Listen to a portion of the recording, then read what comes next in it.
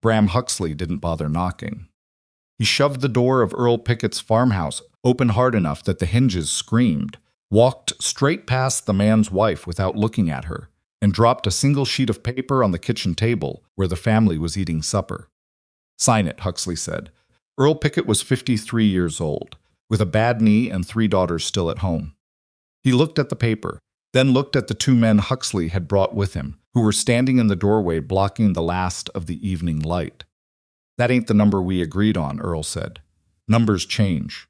Huxley pulled out a chair and sat down without being invited, picked up a biscuit from the bread basket on the table, broke it apart, and let the pieces fall. "You got until Monday. After that, I file the lien, and you don't get a number at all. You get nothing and an eviction notice." Earl's youngest daughter was maybe 7 years old. She was staring at the pieces of broken biscuit on the table, like she understood, even at her age, that something had just been ruined that couldn't be put back together. Huxley stood, straightened his jacket, and walked out the same way he came in. He didn't close the door behind him. If this story already has you gripping the edge of your seat, you are exactly where you belong. Subscribe to this channel right now and hit that notification bell so you never miss what happens next, because this valley is full of secrets, and the woman at the center of all of it is someone nobody in Red Willow ever expected to matter. Drop a like on this video and leave a comment telling us what city or country you're watching from. We want to see how far this story has already traveled. Now, let's go back to the beginning. The fire had been out for 3 days by the time the smell of it reached Gideon Westbrook. He was still 2 miles from the property when he caught it, that particular combination of scorched timber and wet ash that doesn't smell like anything else in the world once you've lost something to it. He pushed his horse harder without meaning to. The animal felt the change in his grip and broke into a run without being asked, hooves hammering the dry summer road in a rhythm that felt like a countdown. What was left of his parents' homestead was a black skeleton against the afternoon sky. Chimney was still standing. One wall of the barn had survived, leaning at a dangerous angle. Everything else was ash and collapsed timber, and the dark stain of what used to be a structure where 2 people he loved had lived for 31 years. Gideon pulled up at the edge of the ruin and sat there on his horse for a long moment without moving. The ranch hands he'd brought with him hung back. They knew better than to say anything. He dismounted and walked the perimeter of what had been the house. He was looking for something he wasn't sure what exactly. Some sign that told him where they'd gone, whether they'd gotten out, whether he was going to have to dig through that ash and find something he couldn't come back from finding. He found the tracks instead. 2 sets, uneven.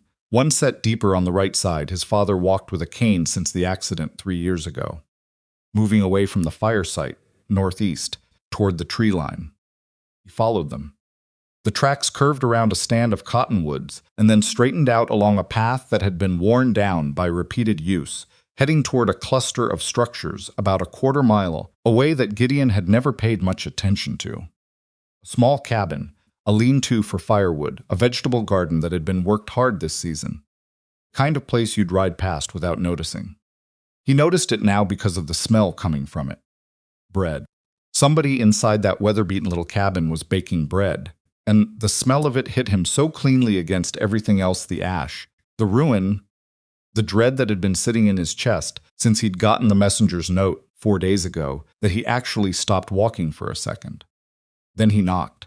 A woman's voice from inside said, "It's open." He went in.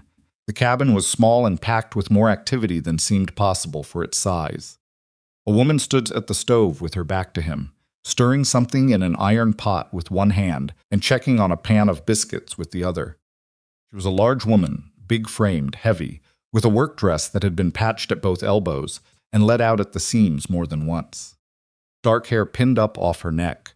Strong hands that moved with the kind of efficiency that comes from doing the same work for a long time. On the narrow bed against the far wall, Gideon's mother was asleep. On a cot that had been pushed into the corner, his father was asleep too, both arms wrapped in clean bandaging from wrist to elbow. Gideon stood in the doorway and didn't say anything for a moment because he didn't trust his voice. "Close the door," the woman said, still not turning around. "Flies." He closed the door. They're all right, she said before he could ask. Your father's arms got burned pretty bad when he went back in for the cat. Cat didn't make it, for what it's worth. Your mother breathed in a lot of smoke the first night and she had a bad fever, but it broke yesterday morning. She's been sleeping most of today and that's fine. Sleep is doing more for her right now than anything I've got in this cabinet. Gideon looked at his father's bandaged arms and then back at the woman at the stove. How long have they been here, he said. 11 days. He felt that number land in his chest like something heavy. I didn't know, he said. I was in Cheyenne. The message took 4 days to reach me, and then I rode straight through. I know, she said.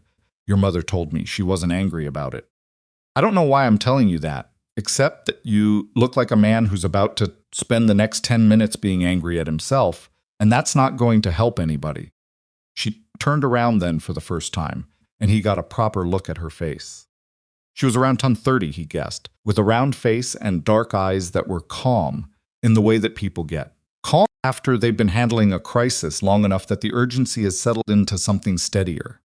Not pretty in the way that Red Willow generally used that word. There was something in her face that was hard to look away from, some quality of steadiness, of attention, that made him feel like she was actually seeing him, rather than just looking at him. You're Mara Ellison, he said. She raised an eyebrow. People know who I am in Cheyenne now? My father mentioned you. Years ago. Said you were Ed Ellison's wife. Ed's been gone 4 years. She turned back to the stove and pulled the biscuit pan out of the oven. Sit down somewhere if you're staying. I'm going to get your father's supper ready before he wakes up. Gideon sat down in the single chair at the small table and watched her work for a moment. The kitchen, if you could call it that. It was really just a stove and a shelf and a counter. The length of his arm was immaculately organized. Every container had a place. The cast iron was stacked by size. There was a pot of something simmering that smelled like bone broth, a bowl of cornmeal measured out and waiting, a line of small glass jars along the window ledge that contained things he couldn't identify from this distance. What are you making? He asked. Corn porridge with a little salt pork for your father, something soft that won't fight his stomach. He hasn't been eating much. Then I'll make broth and a bit of soft bread for your mother when she wakes up. And yourself? She didn't answer right away. I ate earlier, she said. She said it in a tone that was completely even and completely final, the way someone says something when their hopings in the sentence ends the subject. He might have accepted that, except that something else caught his attention. He looked at the shelf above the stove, counting. He looked at the jars. He looked at the small root cellar door in the corner and calculated without meaning to, the habit of a man who'd managed a large operation for 15 years, what 11 days of feeding 3 adults would require against what he could see in this kitchen. The numbers didn't work. How much food do you have left? He said. Another pause. Shorter this time. Enough, she said. Mrs. Ellison. I said enough. He stood up from the chair, walked to the shelf, and started opening things. She turned around and said, Those aren't yours to open, in a sharp voice, but he'd already seen what he needed to see. Half a sack of cornmeal, a heel of salt pork the size of his fist, 3 jars of preserved vegetables, a small amount of dried beans, a little flour. For 3 people. You haven't been eating, he said. She met his eyes and didn't deny it. Your parents needed. You haven't been eating, he said again, slower. Something moved across her face. It wasn't embarrassment, it was something more complicated than that. The expression of a person who has made a clear-eyed decision and is standing by it, even though being seen making it feels unbearable. They needed more than I did, she said. Your mother was sick. Your father's burns needed to be kept clean, and that takes energy to fight off. She stopped, started again. I'm fine. I've gone without before. For 11 days? Not the whole time. She turned back to the stove. I had more at the start. Gideon stood there in the middle of the small cabin and looked at his father sleeping with his burned arms resting on a folded blanket and his mother's thin chest rising and falling under a quilt that had been tucked carefully around her shoulders. He looked at the organized, depleted kitchen. He looked at the back of this woman who had taken in 2 strangers and fed them from her own mouth for nearly 2 weeks without sending a word to anyone. He reached into his coat pocket, took out his billfold, and set it on the counter next to the biscuit pan. "Take what you need," he said. She looked at it. Then she picked it up and handed it back to him without opening it. "Put that away," she said. "Mrs. Ellison, I'm not. I didn't do it for money." Her voice was not angry. Solid. "I did it because they needed supper. Hungry people need supper before they need somebody's charity. Now put that away and let me finish cooking, because your father is going to wake up in about 20 minutes and I'd like his food to be ready when he does." Gideon put the billfold back in his pocket. He sat back down. He didn't speak again until his father woke up. Silas Westbrook was a big man who had shrunk some with age, the way tall men do when their bodies start negotiating with the years. He had Gideon's jaw and Gideon's forehead, and he opened his eyes the same way Gideon did all at once, fully present, no slow drift up from sleep. He saw Gideon and his face did something complicated. Relief and something harder to name. The thing fathers feel when they've been in trouble and their son has arrived, which is not simple even when you love each other. "You made it," Silas said. "I made it." Gideon pulled the chair closer to the cot. "How do your arms feel?" "Like I'm an idiot who went back in for a cat." Silas glanced at Mara, who was bringing over his bowl without being asked. "She told me not to. I didn't listen." "The cat still died," Mara said pleasantly, setting the bowl down within his reach. "So you got the worst possible outcome. I hope that's a lesson." "It is," Silas said, with something that might have been the beginning of a smile. "She says that every day," he told Gideon. "Every single day." "Because every day you seem to need reminding," Mara said. Gideon watched his father eat, accepting help repositioning the bowl without complaining, which told Gideon more than anything else how much pain the old man was still in. Silas Westbrook did not accept help gracefully. That he was accepting it now meant the burns were bad. "The house," Silas said between spoonfuls. "Gone," Gideon said. "I'm sorry, it's a house." Silas was quiet for a moment. "Your mother's going to grieve the kitchen more than anything. She had her mother's china cabinet in there." "I know." "Things, though. Just things." He looked at his bandaged arms. "We got out." "You did?" Silas looked up at him. "How'd you know where to find us?" "I followed the smell of bread." Silas glanced at Mara again. "That tracks," he said. Beatrice Westbrook woke up an hour later, and she cried when she saw Gideon not from distress, but from the sudden release of 11 days of holding herself together on borrowed bedding in someone else's home. Too sick to do anything useful, too proud to fall apart completely. He held her for a long time and let her get it out, and when she was ready, she sat up and blew her nose and looked around for Mara. "Is there soup?" she said. "There's soup," Mara said from the other side of the room. "Good." Beatrice smoothed her hair. "Gideon, stop hovering." "I'm not made of glass." He stepped back. "You've been sick for 11 days. I've been in better hands than I would have been in most places." She looked at Mara directly. "The soup yesterday was the best I've had since I can't remember when." "What did you put in it?" "Wild onion," Mara said. "Little bit of the last of the dried thyme. Bone broth, mostly. It's not complicated." "Everything you make is complicated," Beatrice said. "You're just modest about it." Mara brought over the broth and soft bread and settled Beatrice with it, making small adjustments the angle of the bowl, the positioning of the folded blanket as a backrest, with the automatic attention of someone who has been doing this for so long that they don't think about it anymore. Gideon watched her. She didn't notice that he was watching, or if she did, she didn't adjust anything. She was fully occupied with the task. That was all. After supper, when both parents had settled back into sleep, Gideon offered to take watch so Mara could rest. She didn't argue, which told him she was more exhausted than she was showing. She wrapped herself in a blanket on the floor, which was apparently where she had been sleeping for 11 days while his mother had her bed, and was unconscious inside of 2 minutes. He sat in the chair and watched the fire in the stove and tried to put together what he knew. The homestead fire was being called an accident by the people in Red Willow, who'd spoken to his ranch hands when they'd come through asking questions. A lamp knocked over, they said. Something in the kitchen caught. These things happened. But his father's tracks had started from the back of the house, not the front. And the front was where lamps were kept. And there was something else. Before he'd left for Cheyenne 6 weeks ago, he'd been receiving reports about land sales in the valley. Too many families selling at once, at numbers that didn't reflect what the land was worth. Ranch families who had been on their properties for 2 generations, selling out and moving on.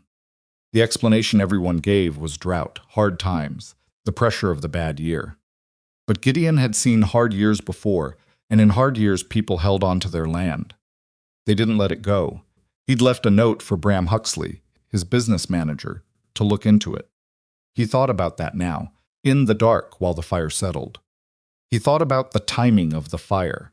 He thought about the forged signature he was certain he'd seen on one of the land transfer documents before he left certain, but not certain enough to act on.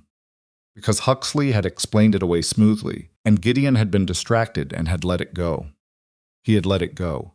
His jaw tightened. He looked at his father's bandaged arms in the firelight, and then at Mara sleeping on the floor she'd given up her bed to avoid. He had let it go. He wasn't going to let it go again. In the morning, Mara was up before anyone else. Gideon heard her moving and came fully awake, disoriented for a moment by the unfamiliar chair, and then remembered where he was. She was at the stove already, stirring something, the gray pre-dawn light coming through the single window. "You don't have to get up," she said, without looking at him. "I wasn't going to stay sitting." He got up, stretched out the kink in his back from the chair, and came to stand at the edge of the kitchen. "What can I do?" She looked at him sideways. He got the impression that offer was not something she heard very often. "You ever split wood?" she said. "Since I was 8. There's an axe outside, and about a week's worth that needs doing." "If you mean it." "I mean it." He went outside into the cool morning and found the axe and the pile of unsplit rounds and got to work. The physical labor was a relief after the night in the chair.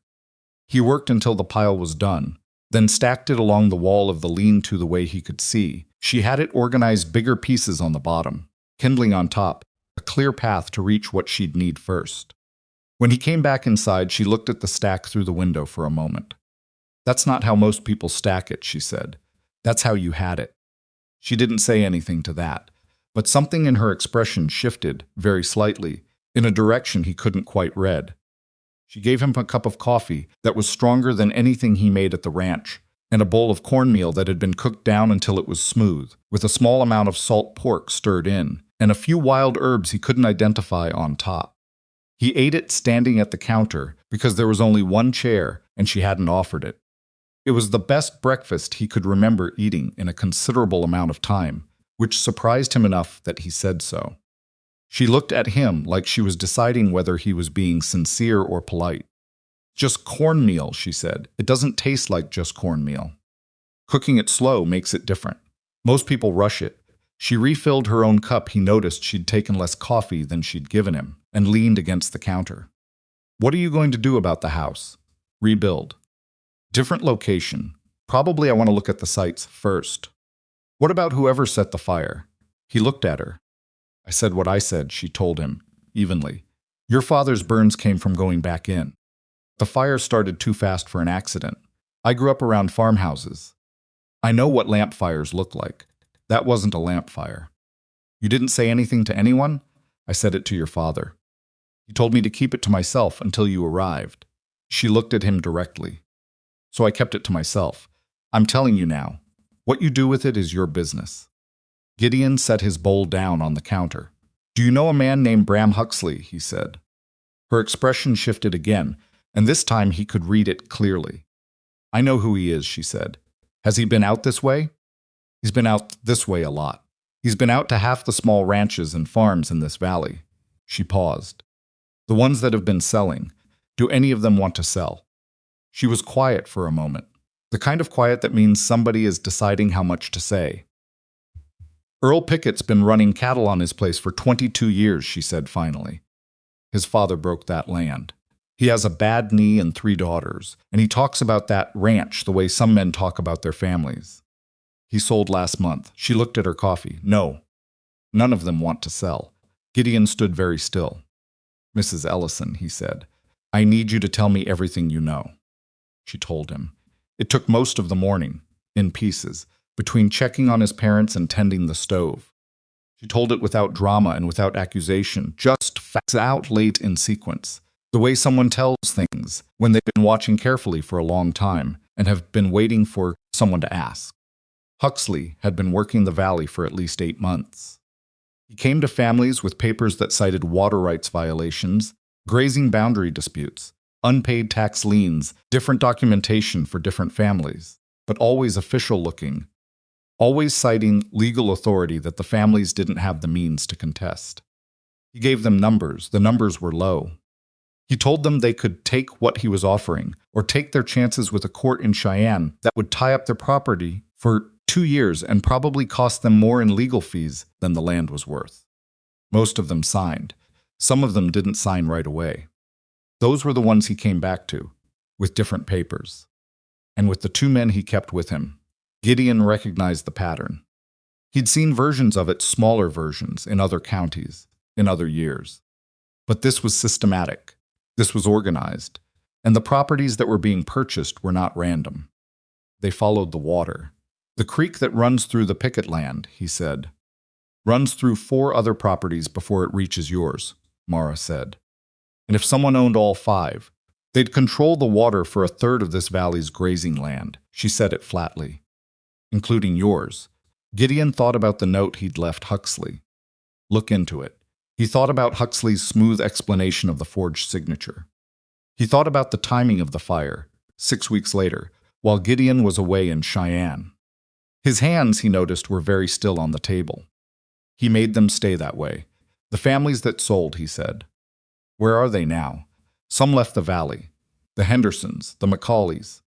Pittman family, all 3 generations of them. She paused. Some are still here, renting back their own land at rates that don't leave much over for winter. She paused again. Some are hungry. That last sentence landed differently than the others. He looked at her. Some of them have been eating here, she said. When things get thin, he looked at the depleted shelves. He organized small jars. The cornmeal that was nearly gone. While you were feeding my parents, he said. Folks come by when they need to, she said. I don't make a thing of it. Gideon looked at Mara Ellison, at the patched dress, and the hands roughed up from work, and the face that gave nothing away unnecessarily, and understood something that he wasn't sure he had words for yet. This woman, who Red Willow had apparently spent years dismissing as nothing more than the fat widow who lived in the rundown cabin, on the edge of the good land, this woman had quietly been the thing, standing between several families and genuine starvation. Without any money to do it with, without asking anything in return, without making a thing of it. Mrs. Ellison, he said. Mara, she said, you've been in my house all night. You can use my name, Mara. He stopped, started again. I'm going to need your help figuring this out. She looked at him for a long moment, that steady reading look. I figured you'd say something like that, she said. Then she got up and went back to the stove, because it was time to start the midday meal, and people needed feeding before they needed anything else. Gideon rode into Red Willow the next morning, with his jaw set and his eyes doing the kind of quiet inventory that people who'd spent years running large operations learned to do without looking like they were doing it. The town was the same as it had always been on the surface: the feed store, the dry goods, the livery, the 2 saloons that faced each other across the main street like they were in a permanent argument.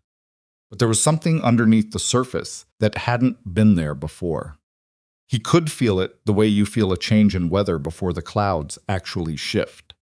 People moved a little too quickly. Conversations stopped a beat too soon when he passed. The men loitering outside the feed store watched him with the specific kind of careful attention that meant they were trying not to look like they were watching him. He tied his horse at the post outside the bank and went to find Bram Huxley. Huxley's office was in the back of the land registry building, which was an arrangement that Gideon had approved 2 years ago because it had seemed practical at the time. His business manager, working adjacent to the property records he needed to consult regularly. Now the logic of that arrangement sat differently in his mind.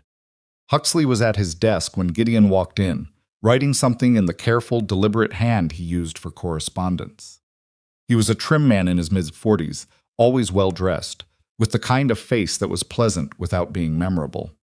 He looked up, and his expression did exactly what it always did: genuine-looking pleasure at seeing his employer, nothing else readable underneath. Gideon, he said, standing, thank God you made it. I heard about the fire. I've been sick about it. How are Silas and Beatrice? They'll recover, Gideon said. He didn't sit down. Tell me about the picket sale. Huxley sat back down slowly. The pleasant expression didn't change, but something behind his eyes recalibrated. Picket land. Yes, that completed about 3 weeks ago. Earl came to us, actually. He'd been struggling since. Earl Pickett did not come to you, Gideon said. A pause. Very brief. He signed the papers, Gideon. I'm sure he did. Gideon put both hands flat on the desk. I want to see every land transfer document from the past 8 months. Everyone. I want the original filings and the copies and whatever correspondence preceded them. Huxley looked at him for a moment. The pleasant expression held. Of course. I'll have them pulled together. It might take a day or... Today, Gideon said. I'll be back at 3 o'clock. He left without waiting for the answer. Outside on the street, he stopped and breathed the summer air for a moment, letting the anger settle back below the surface, where it was useful rather than dangerous. Then he went to find Marshal Amos Reddick. Reddick was 60 years old, lean as a fence post, and had been the law in Red Willow for longer than most of the current residents had lived there. He had an office that smelled like old coffee and leather, and he was mending a piece of harness when Gideon came in, which he continued to do without stopping. Heard you were back, Reddick said. Fire at my parents' place, Gideon said. I heard.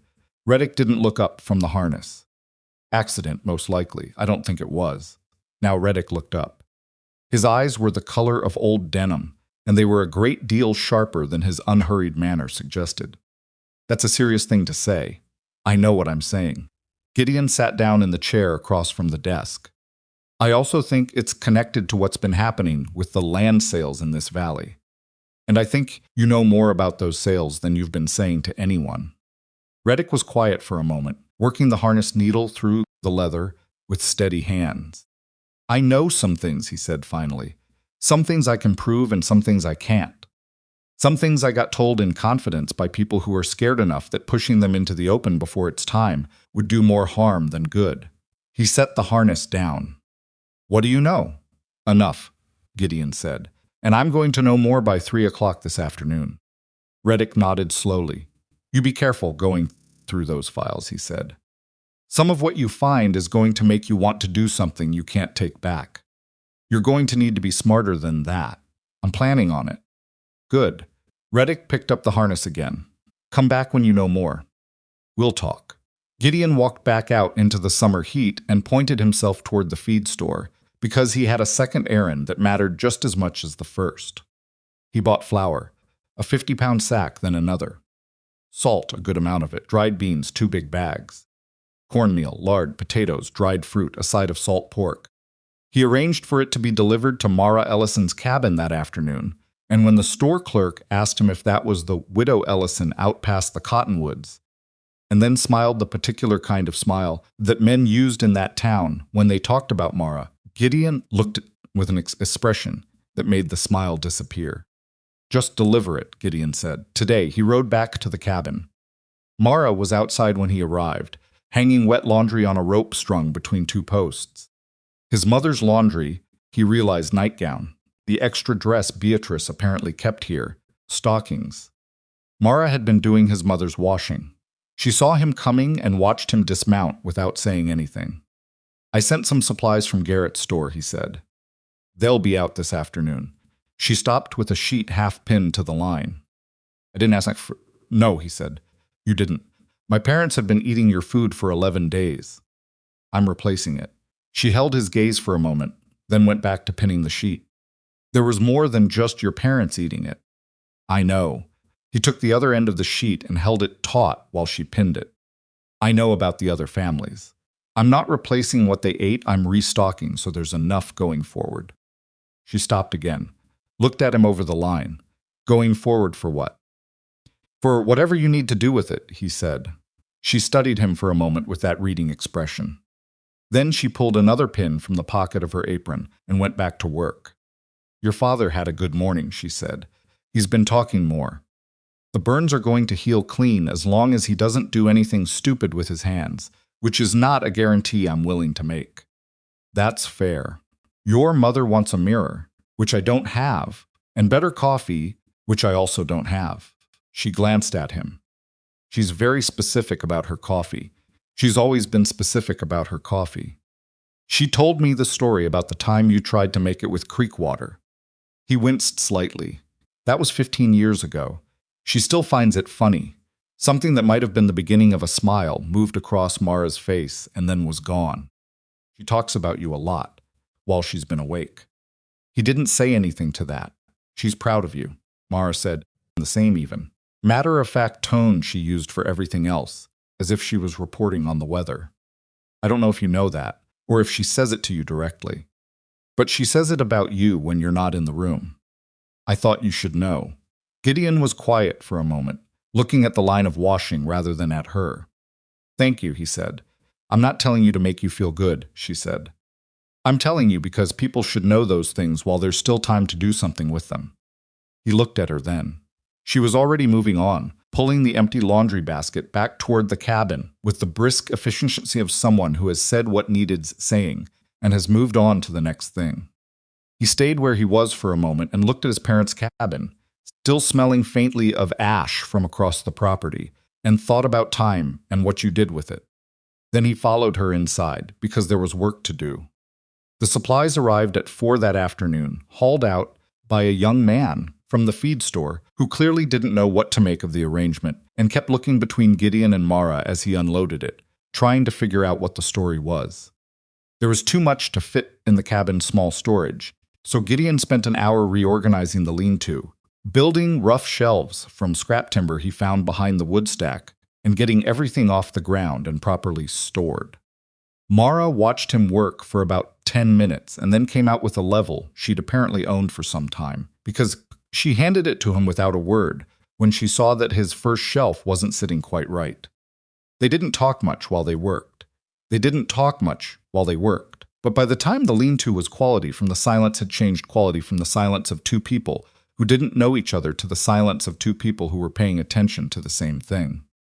That evening, with his parents settled and the cabin filled with the smell of a beef stew that Mara had started from the new supplies, a real stew with meat and proper vegetables, not the stretched broth she'd been making. Gideon sat at the small table and opened the documents he'd collected from Huxley's office. He'd arrived at 3 o'clock, as he'd said he would. Huxley had the files ready, stacked neatly on his desk, and he'd been in the office himself, which Gideon had half expected he wouldn't be. The man was not a coward, whatever else he was. He'd watched Gideon take the files with that same pleasant, unreadable expression and said, "I hope you find everything in order." Gideon had taken the files without answering. Now he spread them on the table and started reading, while Mara moved in the kitchen behind him, and his father dozed on the cot, and the stew simmered. Took him about 40 minutes to find the first forgery. It was subtle, the kind of thing you'd miss if you were going through paperwork quickly and trusted the person who'd prepared it. A signature on a notarized land transfer that matched the signatory's name in the record, but didn't match the signature on file from an earlier document. The pressure of the pen was different. The way the man wrote his capital letters was different. Gideon set that document aside and kept reading. He found 3 more before the stew was ready. "Can I ask you something?" he said, when Mara put a bowl in front of him. "You can ask," she said, sitting down across from him with her own bowl, which he noticed was smaller than his, despite the fact that the pot was full. "Red Ellison, your husband, what happened to him?" She was quiet for a moment, her spoon moving through the stew. "He got sick," she said. "It came on fast.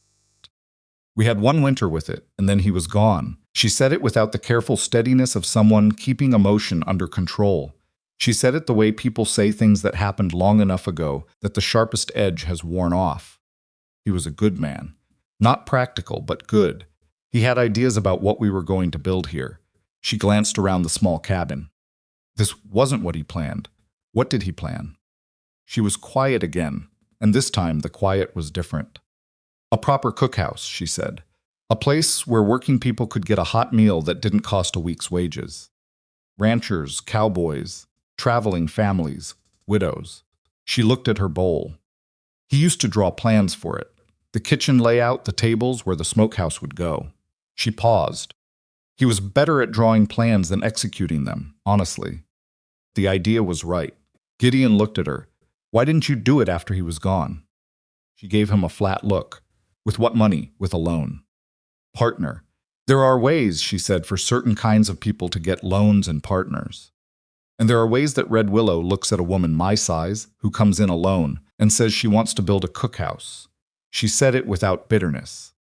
Just fact. I know what I look like. I know what this town decides about me based on what I look like. I stopped fighting that particular battle a while ago. Gideon looked at her for a long moment. Ed's plan, he said. Kitchen layout. Do you still remember it? She looked at him sideways. Why? Because I'd like to hear it.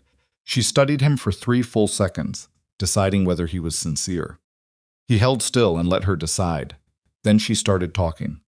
She talked about it for almost an hour, between eating and clearing the bowls and checking on his parents, describing the cookhouse in pieces, the layout of the ranges, the size of the prep tables, the placement of the smokehouse relative to the main kitchen so the smoke would draw away from the eating area, the root cellar that would keep a winter's worth of preserved food.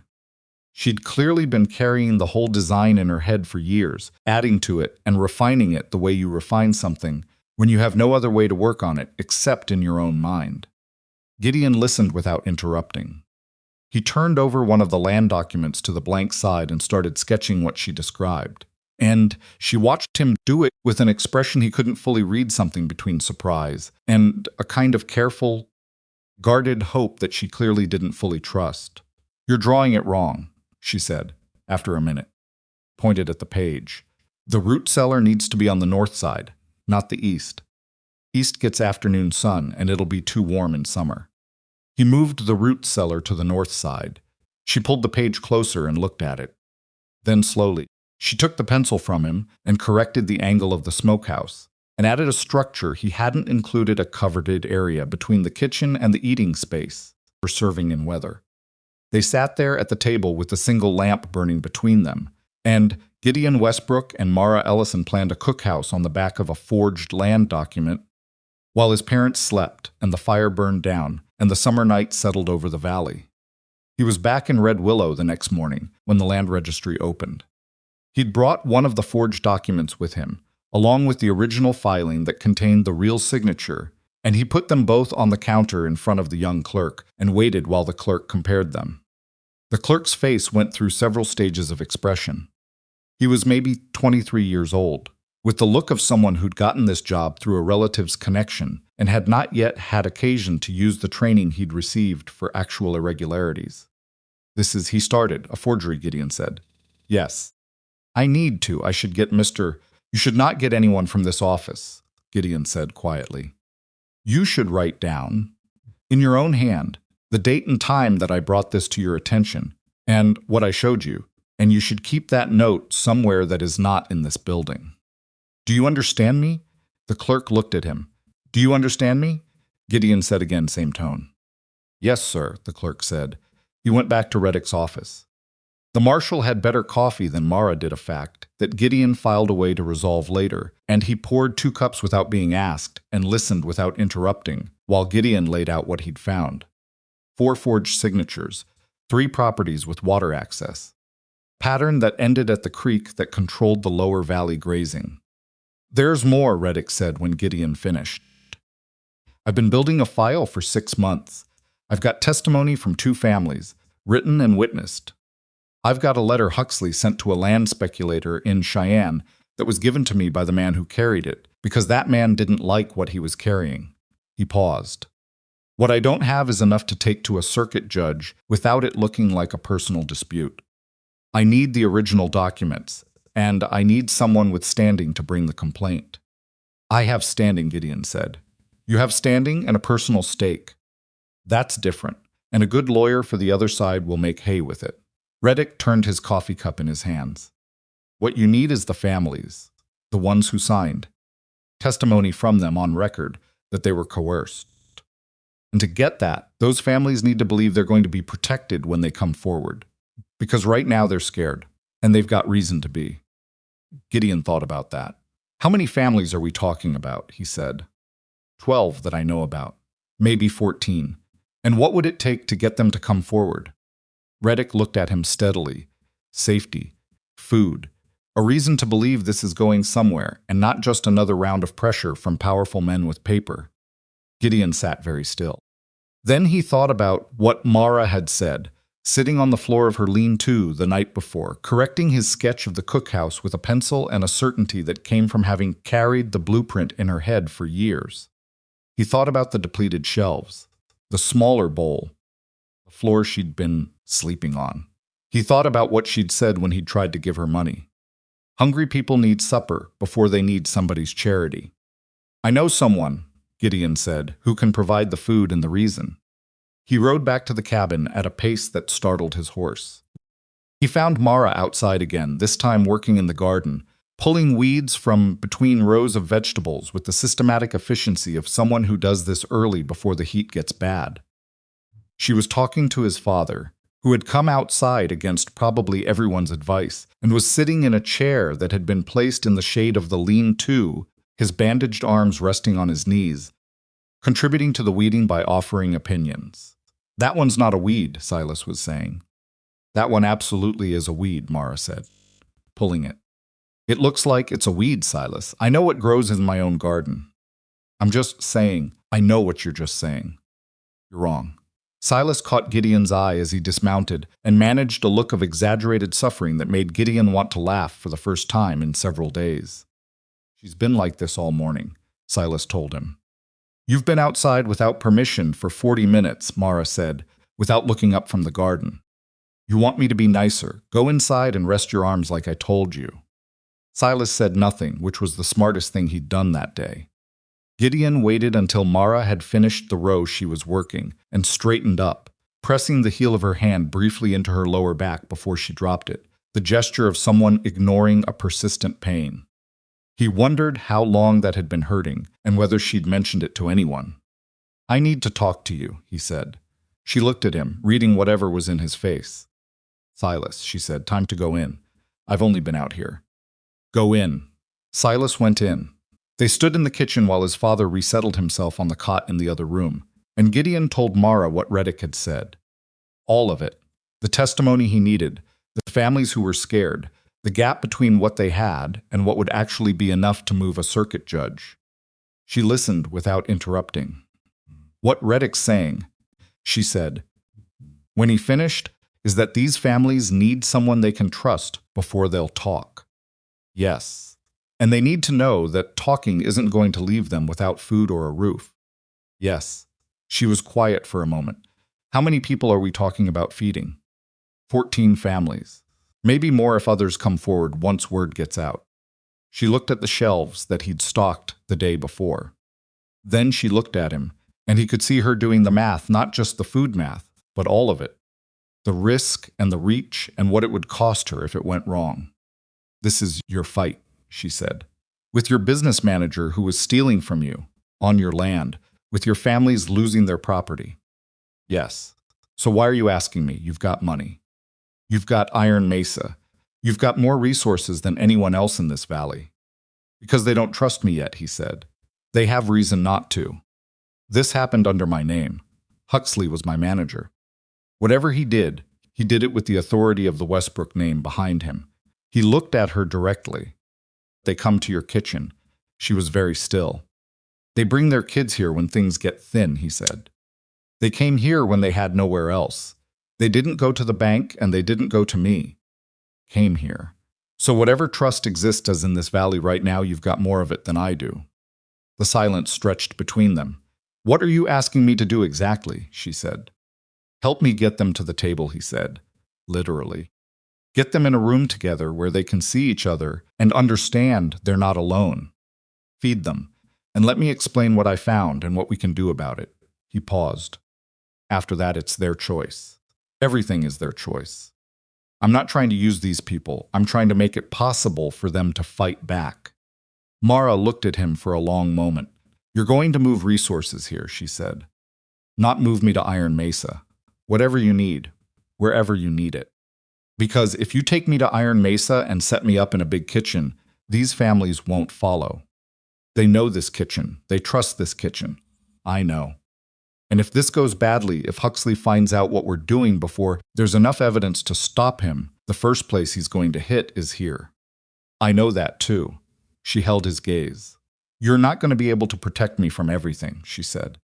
You should say that out loud before we decide anything. Can't protect you from everything, he said. That's true.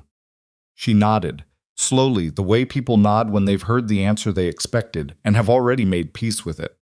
Then she turned around, opened the cabinet above the stove, and started pulling down jars with the focused attention of someone building an inventory in their head. I'm going to need more potatoes, she said, and another 50 pounds of flour. Real beef, not just bones, actual cuts.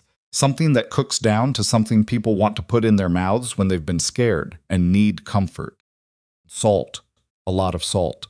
You can't feed people properly without salt, and most men who've never had to feed anyone don't understand that. He was already pulling out his notebook.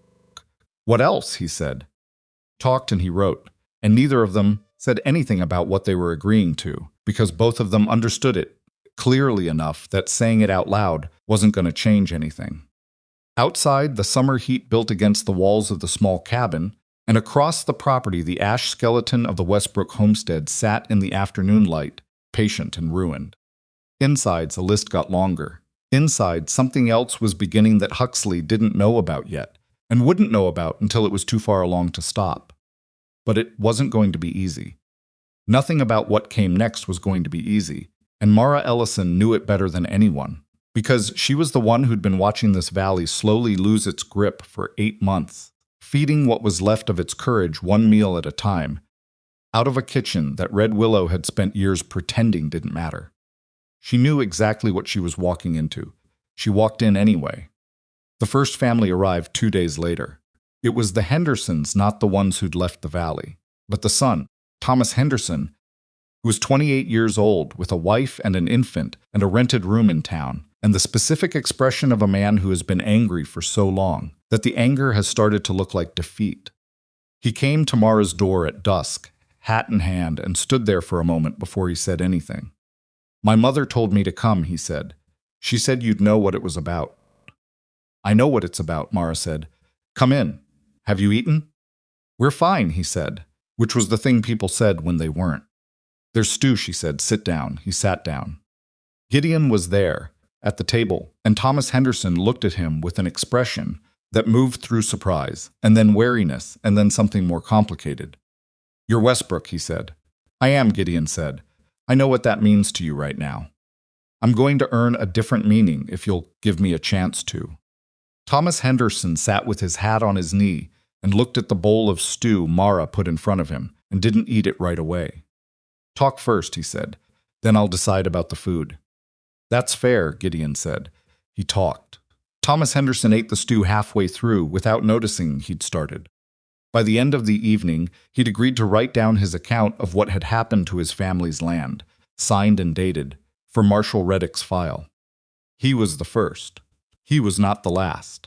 Thomas Henderson's written account took 3 pages and covered things that he'd clearly been holding in for months, details about the meeting with Huxley's men, the specific threats made about the tax lien, the name of the notary who'd witnessed his father's signature on a day when his father had been sick with fever and couldn't have signed his own name clearly if his life depended on it. Reddick read it the next morning and said nothing for a long time. Then he said, "Get me more of these." That was the work of the following 2 weeks. It didn't look like much from the outside. Families came to Mara's cabin at odd hours early morning. After dark, the occasional midday visit that could be explained as stopping for water on a hot ride. They came one at a time or in pairs, never in groups, because Gideon and Mara both understood that a visible gathering would reach Huxley's ears before the week was out. They came in, they ate, they talked.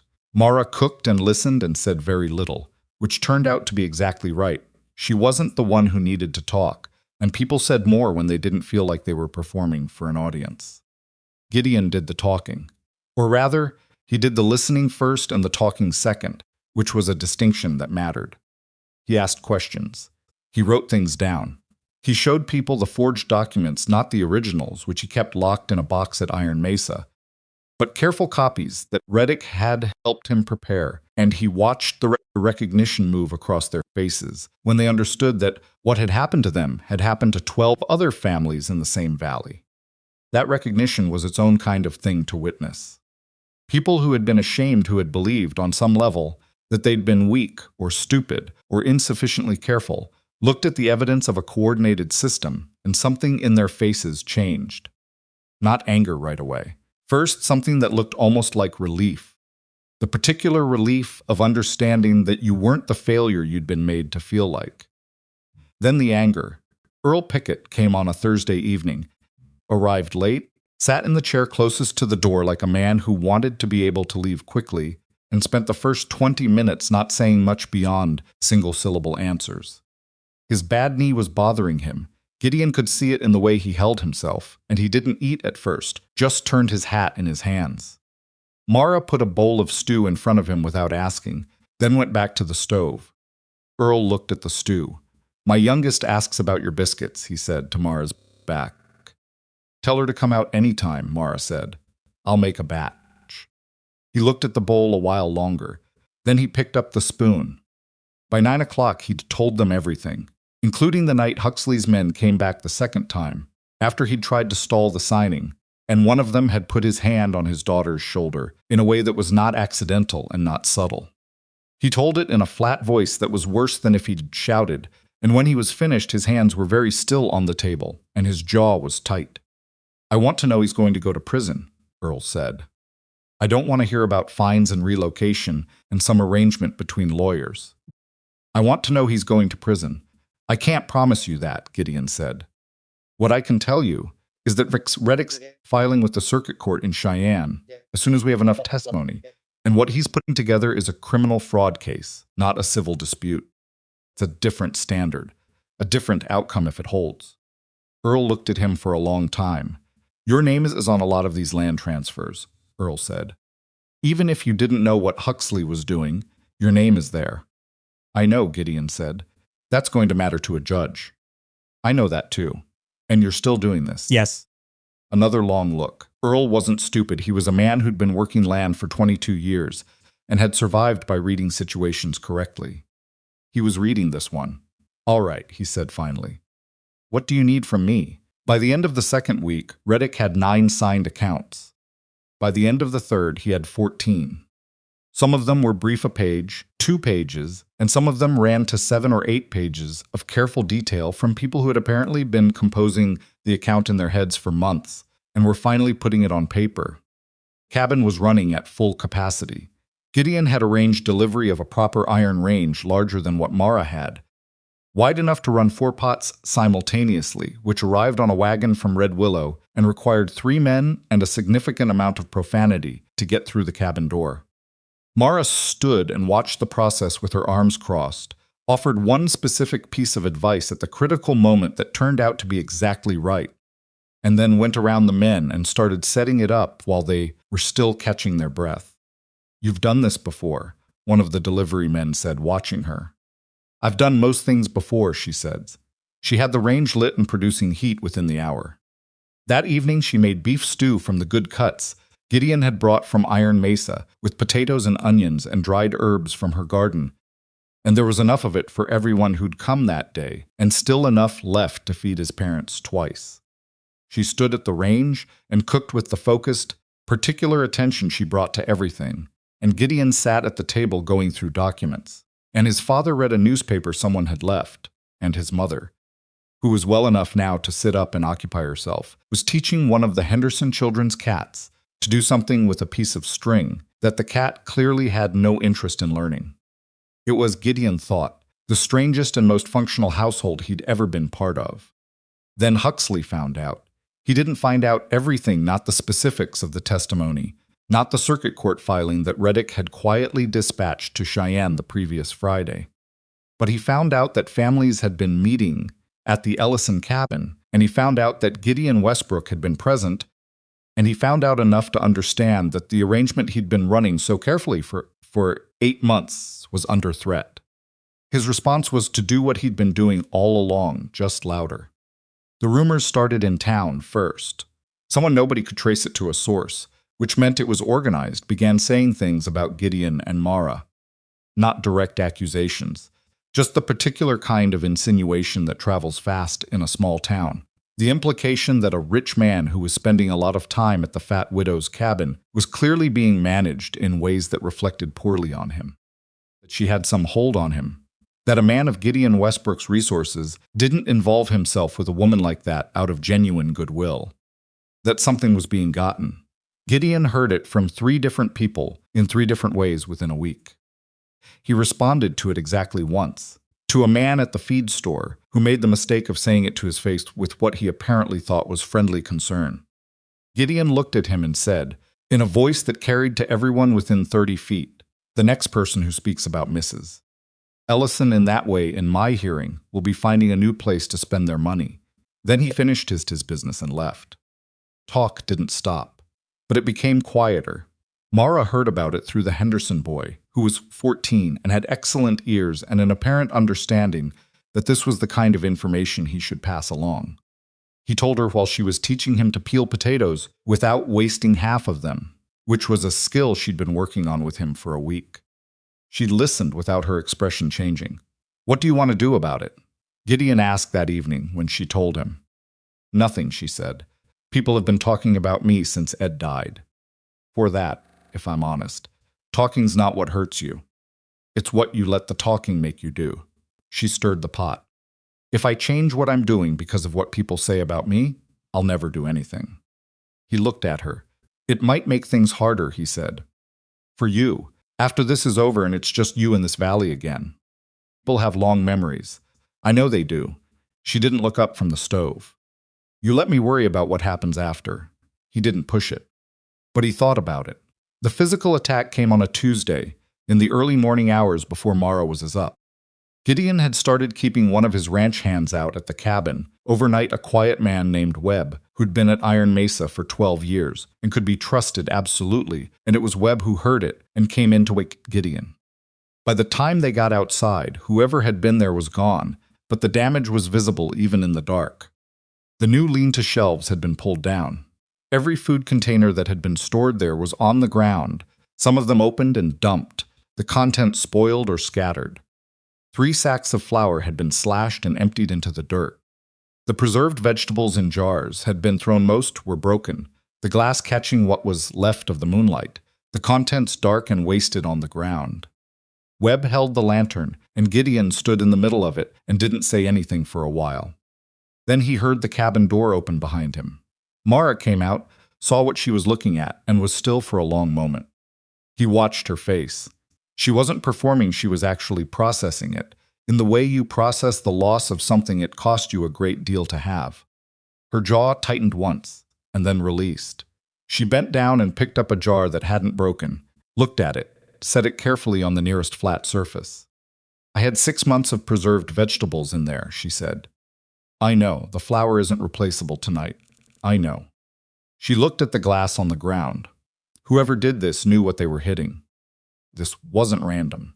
They went for the food storage specifically. Huxley knows what we've been doing in here, Gideon said. He knows people have been coming. He's guessing at the rest. She straightened up and looked at him. He wants us to run out of food so people stop coming. That's my read, too. She looked at the ruined stores for another moment. Then she looked at him with an expression that was not defeated and was not panicked. It was something steadier than either. Can you get me more flour by morning? She said. Blinked. By morning? I have families coming at 8 o'clock who've been making themselves available by coming here and have trusted us with testimony that could hurt them if this falls apart. If they show up and there's nothing to eat and the place looks like what it looks like right now, they're going to think this is over. She looked at him directly. So, can you get me flour by morning? He looked at the state of the lean-to. He looked at her. I can send Webb to the ranch right now, he said. He can be back by 5. Send him, she said. I'll start on what I've still got inside. She went back into the cabin. He heard her moving in the kitchen before he'd even finished talking to Webb. He sent Webb. By the time the families arrived at 8 o'clock, the lean-to had been cleaned up, and what couldn't be salvaged had been removed. The broken glass was gone. The spilled flour was covered with dirt. The kitchen was producing bread, and the stove had a pot going, and it smelled, when you walked through the door, exactly the way it always smelled. The picket girl came with her father that morning, which she sometimes did. She was 7 years old and had been in Mara's kitchen often enough that she went straight to the small stool in the corner without being told and sat on it, and watched Mara work with the specific reverence of a child who has decided that someone is wonderful. Earl looked at the fresh bread on the counter, and then at Mara, and then at Gideon. He didn't ask what had happened. He'd been in this valley long enough to know when something had happened and been handled. "What can I do?" he said. "Sit down," Mara said. "Coffee's ready." By mid-morning, Gideon had made a decision. He'd been circling around it since the night of the ruined stores, turning it over, testing it from different angles. He brought it to Mara in the kitchen while she was working on the next batch of bread, talking to her back the way you did when she was cooking, because that was how conversations happened in this kitchen. "I want to bring resources directly here," he said. "Not just food, materials. I want to build the cookhouse, the one you and Ed planned. Not at Iron Mesa here, in Red Willow or at the edge of it. Somewhere central enough that it's visible." She kept working the dough. "Why now?" "Because Huxley went for the food. He understands that the food is what's holding this together. So we need to make the food impossible to attack. He moved to stand where she could see him without turning around if she wanted to. A proper structure. Stone foundation, not timber harder to burn. A smokehouse. Root cellar built into the ground. Not one-person stores that can be tipped over in one night. Community resource that's too big and too visible to quietly destroy." She was quiet for a moment, working the dough. "You said we just then," she said. "I meant it. You're talking about spending a significant amount of money." "Yes, and putting it in a location where you don't control it, where the community controls it, where you control it," he said. "You'd be the head cook, the manager, whatever title makes sense, but you'd be the one deciding how it runs." Stopped working the dough, turned around, looked at him with an expression he hadn't seen from her before, not the steady reading look, not the careful consideration. Something more raw than that. The look of someone being offered something they want badly enough that the wanting itself is almost frightening. "You're serious," she said. "I've been thinking about it since we drew that sketch," he said. "The night with the pencil and the land document. I've been thinking about it since then." She looked at him for a long moment. "And if the circuit court filing doesn't go through," she said, "if Huxley's lawyers find a way around it, if this whole thing falls apart, then we still have a cookhouse," he said, "and it still feeds people." She turned back to the dough, not because she was dismissing the conversation, but because she thought better when her hands were working. He'd learned that about her. "The building," she said. "The actual structure. You'd bring your own men to build it?" "My men, and anyone from the valley who wants to help. I won't hire it all out. People need to feel like they built it, or they won't feel like it belongs to them." "North side root cellar," she said. "North side," he confirmed. "Covered area between the kitchen and the serving space. Big enough for weather. Whatever you need." She pressed the heel of her hand into the bread dough. "I need to think about it," she said. "Take whatever time you need. I'll tell you by tomorrow morning." She told him that evening, after supper, while she was cleaning the iron pots with the systematic attention she brought to that task. Every night hot water, coarse salt, dry heat to finish. She said it without preamble, still working the pot. "We built it on the east edge of Red Willow," she said. "There's a lot that's been sitting empty since the Morrison family left. It's flat, and it's got good drainage, and it's visible from the main street." "I know that lot," he said.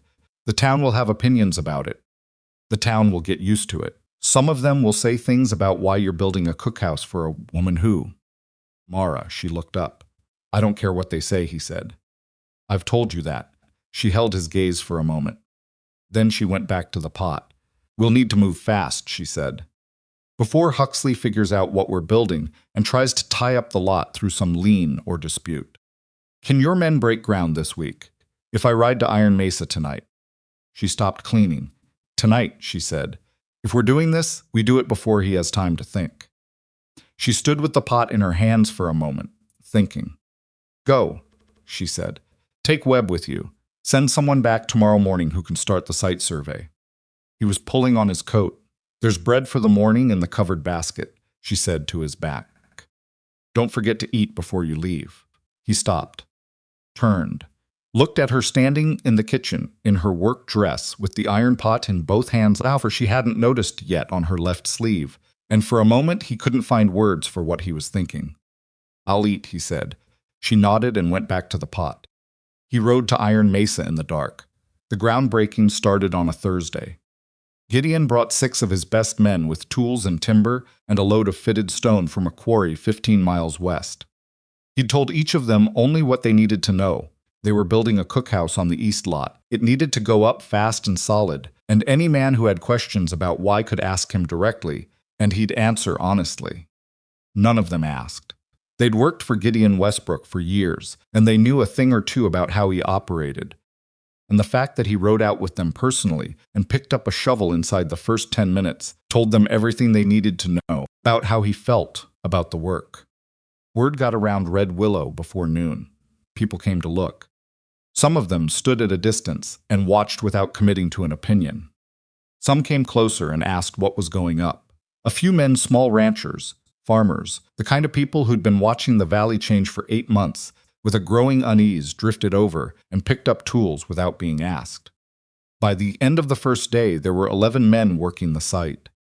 Mara came out at midday with bread, and a pot of bean soup carried on the back of a borrowed horse, served it from the wagon bed without ceremony, and was back at the cabin by early afternoon to receive the families who'd been coming all week.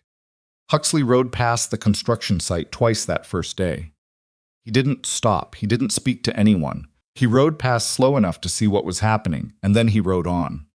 One of Gideon's men who'd been watching for exactly that kind of assessment came to report it, and Gideon listened and said, "Keep working."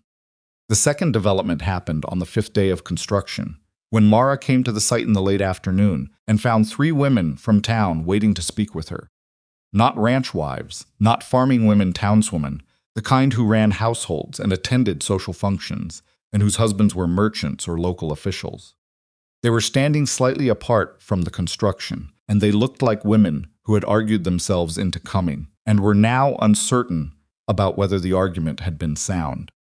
One of them, a woman named Clara Dix, whose husband ran the dry goods, stepped forward when Mara approached.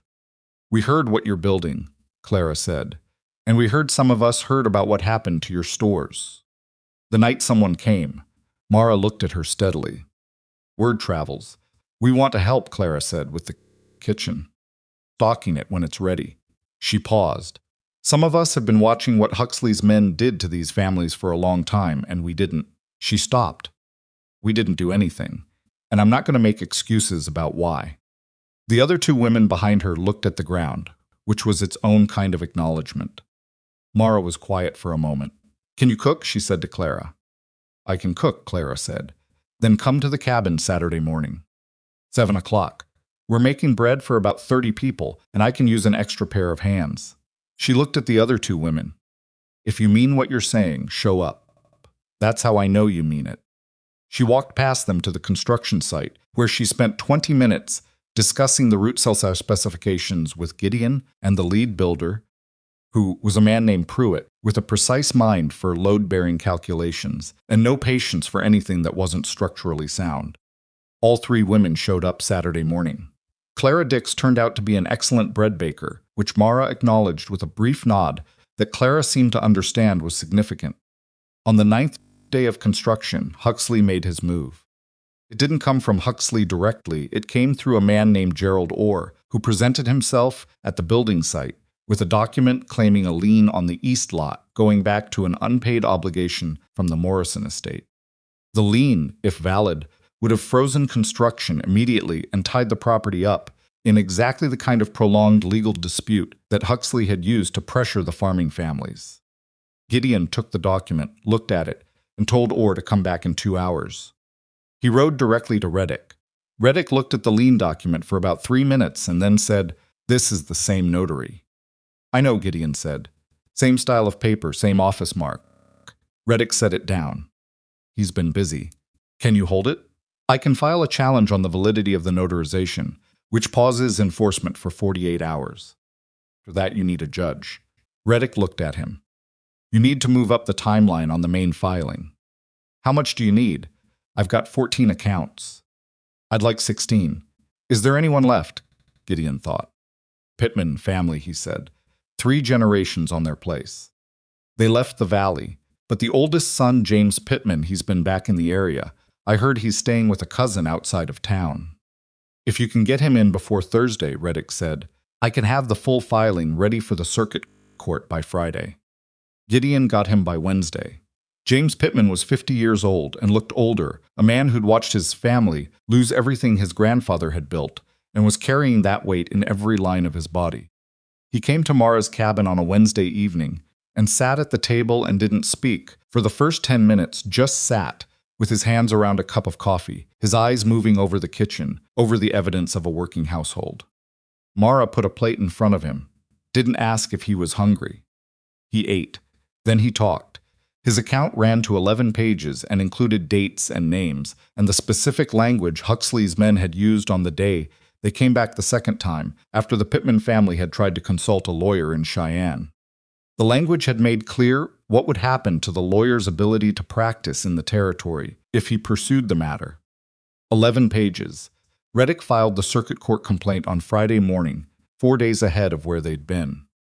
The building was finished on a Saturday. It wasn't beautiful. It was solid and functional, and exactly what Mara had described. On the back of a forged land document 3 weeks earlier, the kitchen, the covered serving area, the properly oriented root cellar, the smokehouse sitting at the right angle to draw the smoke away. The walls were stone up to shoulder height and timber above. The kitchen had 2 large ranges and a prep area with a proper table instead of a counter the length of someone's arm. Mara walked through it with Pruitt and Gideon in the late afternoon, making notes and asking questions that Pruitt answered with his usual precision. Gideon walked behind them and watched her face. She stood in the center of the kitchen and looked at the ranges and the prep table and the high shelves and the window that would let in the morning light, and for a moment she was very still in a way that was different from her usual stillness. Ed would have wanted the window lower, she said finally. Lower? Pruitt said. The light would be so short people could see out while they were working, she said. He always thought about the short people. She looked at the window for another moment. It's fine where it is. Pruitt made a note anyway. She turned around and looked at the whole kitchen one more time. We open Monday, she said. Monday, Gideon said. We just finished. There are people in this valley who need to eat on Monday, she said. The building's done. We open Monday. Pruitt looked at Gideon. Gideon looked at Mara. Monday, he said. She was already walking back toward the serving area, looking at angles, measuring distances with her eyes.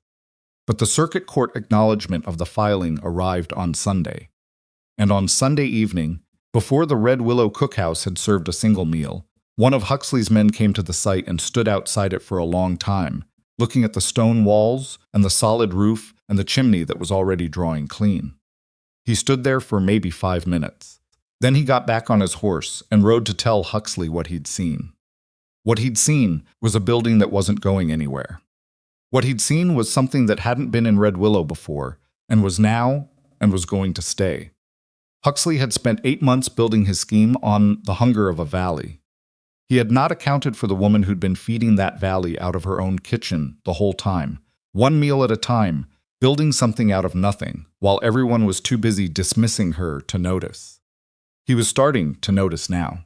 But the filings were in Cheyenne, and the building was standing, and Monday was coming whether Huxley was ready for it or not. Monday came the way Mara said it would. She was at the cookhouse before first light, which meant she'd gotten up sometime in the 4 o'clock hour, because the ranges needed to be lit and brought to temperature before any serious cooking could begin, and she wasn't the kind of person who asked the building to be ready before she was. Gideon found her there when he arrived at 5:30, both ranges going, a pot of water already heating, the prep table organized with the particular logic that was entirely hers, things grouped by when they'd be needed rather than by what they were. So the flow of a morning's work moved left to right without backtracking. Clara Dix was there too, which surprised him, and one of the other women from that Saturday at the construction site, and a ranch wife named Helen Greer, who he didn't know well, but who apparently knew Mara, because she came in without knocking and went directly to the area under the prep table, where the root vegetables were stored, and started pulling potatoes without being asked. How many are we cooking for? Gideon said. Don't know yet, Mara said. So we cook for more than we think we'll need. That's not a very precise. Gideon. She looked at him over her shoulder. Have you ever run a kitchen? No. Then let me run the kitchen. He stepped back and found himself a position against the far wall that was out of the way, but let him see everything, which turned out to be the right choice. The kitchen had its own logic when Mara was in it, a rhythm of movement and timing and decision-making that looked unhurried but produced results at a pace that he wouldn't have guessed possible from 4 women in 2 ranges. The first people came at 7. It was a family he didn't recognize, a man and a woman, and 2 boys, the older one maybe 12, the younger one half that. They stood in the doorway of the serving area, looking at the cookhouse, the way you look at a thing you've heard about but weren't sure was real. Mara appeared from the kitchen with a ladle still in her hand. Sit wherever you like, she said. We've got porridge and eggs and biscuits this morning. Coffee's hot. The woman looked at the man. The man looked at Mara. What does it cost? He said. This week, nothing, she said. After that, what you can. If you can pay, pay. If you can't, there's wood that needs splitting out back and garden work that needs doing, a dozen other things. We'll find a use for willing hands. She was already turning back toward the kitchen. Sit down. Food's getting cold. They sat down. By 8 o'clock, there were 11 people in the serving area.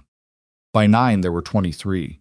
Some of them Gideon knew, valley families, ranch hands, a widow named Sutton who he'd been told lived on almost nothing since her husband died the previous winter. Some he didn't know at all, people who'd heard something and come to see if it was true. What was true was the smell of it, bread baking, and eggs frying and coffee, strong enough to do something about the early morning chill and the fact that when you walked through the door, nobody asked you to explain yourself before they fed you. By noon the first day, 61 people had eaten at the Red Willow cookhouse. Mara didn't sit down once between 5 in the morning and 2 in the afternoon, when the midday rush finally thinned and Clara Dix physically put a bowl of food in front of her and said, "Eat," with an authority that apparently even Mara respected. Gideon watched her eat from across the room and thought that she looked tired in the bone-deep way of someone who has been running on very little for a very long time and is only now, incrementally, being allowed to stop. Caught him looking. "Stop hovering," she said. "I'm not hovering. I'm sitting 20 feet away. You're hovering from 20 feet. Talent." She went back to her food. "Did Webb get the second flour delivery sorted out?" "This morning. It's in the root cellar." "Good. We went through more than I expected today." People eat more when they're not eating alone. She said it like an observation, not a complaint. "We're going to need a regular supply arrangement. Not just deliveries from Iron Mesa, something the community can sustain." "I've been thinking about that," he said. "There are 6 ranchers in the valley who weren't targeted by Huxley. They've got beef. If we approach them about contributings." "Don't approach them," she said. "Let me approach them." He looked at her. "You approach them as the man who owns Iron Mesa," she said, "and it sounds like a business arrangement. They'll want terms and guarantees in a contract." She drank her coffee. "I approach them as the woman running the cookhouse, and it sounds like a neighbor asking for help. That's a different conversation." He thought about it. "Probably right," he said. "I'm definitely right." She set down her cup. "Give me a week." She had commitments from 4 of the 6 ranchers within 5 days, arranged over conversations that happened in the cookhouse, over meals, in the natural course of people coming in and eating and talking. She didn't frame it as an obligation or a contribution to someone else's project. She framed it as the valley taking care of itself, which was exactly what it was, and people responded differently to that framing than they would have to anything that sounded like charity or patronage. The circuit court responded to Reddick's filing on a Thursday, 2 weeks after the cookhouse opened. The response was not an immediate action, it was a notice of review, which meant a judge in Cheyenne had looked at the complaint and determined it warranted investigation. That was not the same as a conviction, or an arrest, or any of the concrete outcomes that Earl Pickett had asked for. But it meant the complaint had cleared the first threshold, which was not nothing. Reddick came to the cookhouse to tell Gideon in person. He sat down at a table in the corner where they could talk without being overheard and kept his voice even, because he was a man who understood that how you delivered news mattered as much as what the news was. The judge who picked it up is Samuel Vance, Reddick said. He's been on the circuit for 18 years. He's not political, and he's not impressionable, and he does not like fraud. Reddick paused. He also knows your father. Gideon looked at him. They were in the territorial legislature together, briefly, about 20 years ago, Reddick said. I'm not saying that changes how he handles the case. I'm saying it means he's not going to assume the Westbrook name is trying to run something. He's going to look at the evidence on its merits. When does the review happen? 6 to 8 weeks. He'll send investigators first. They'll want to speak to the families who gave testimony. He looked at Gideon steadily. Those families need to be prepared for that.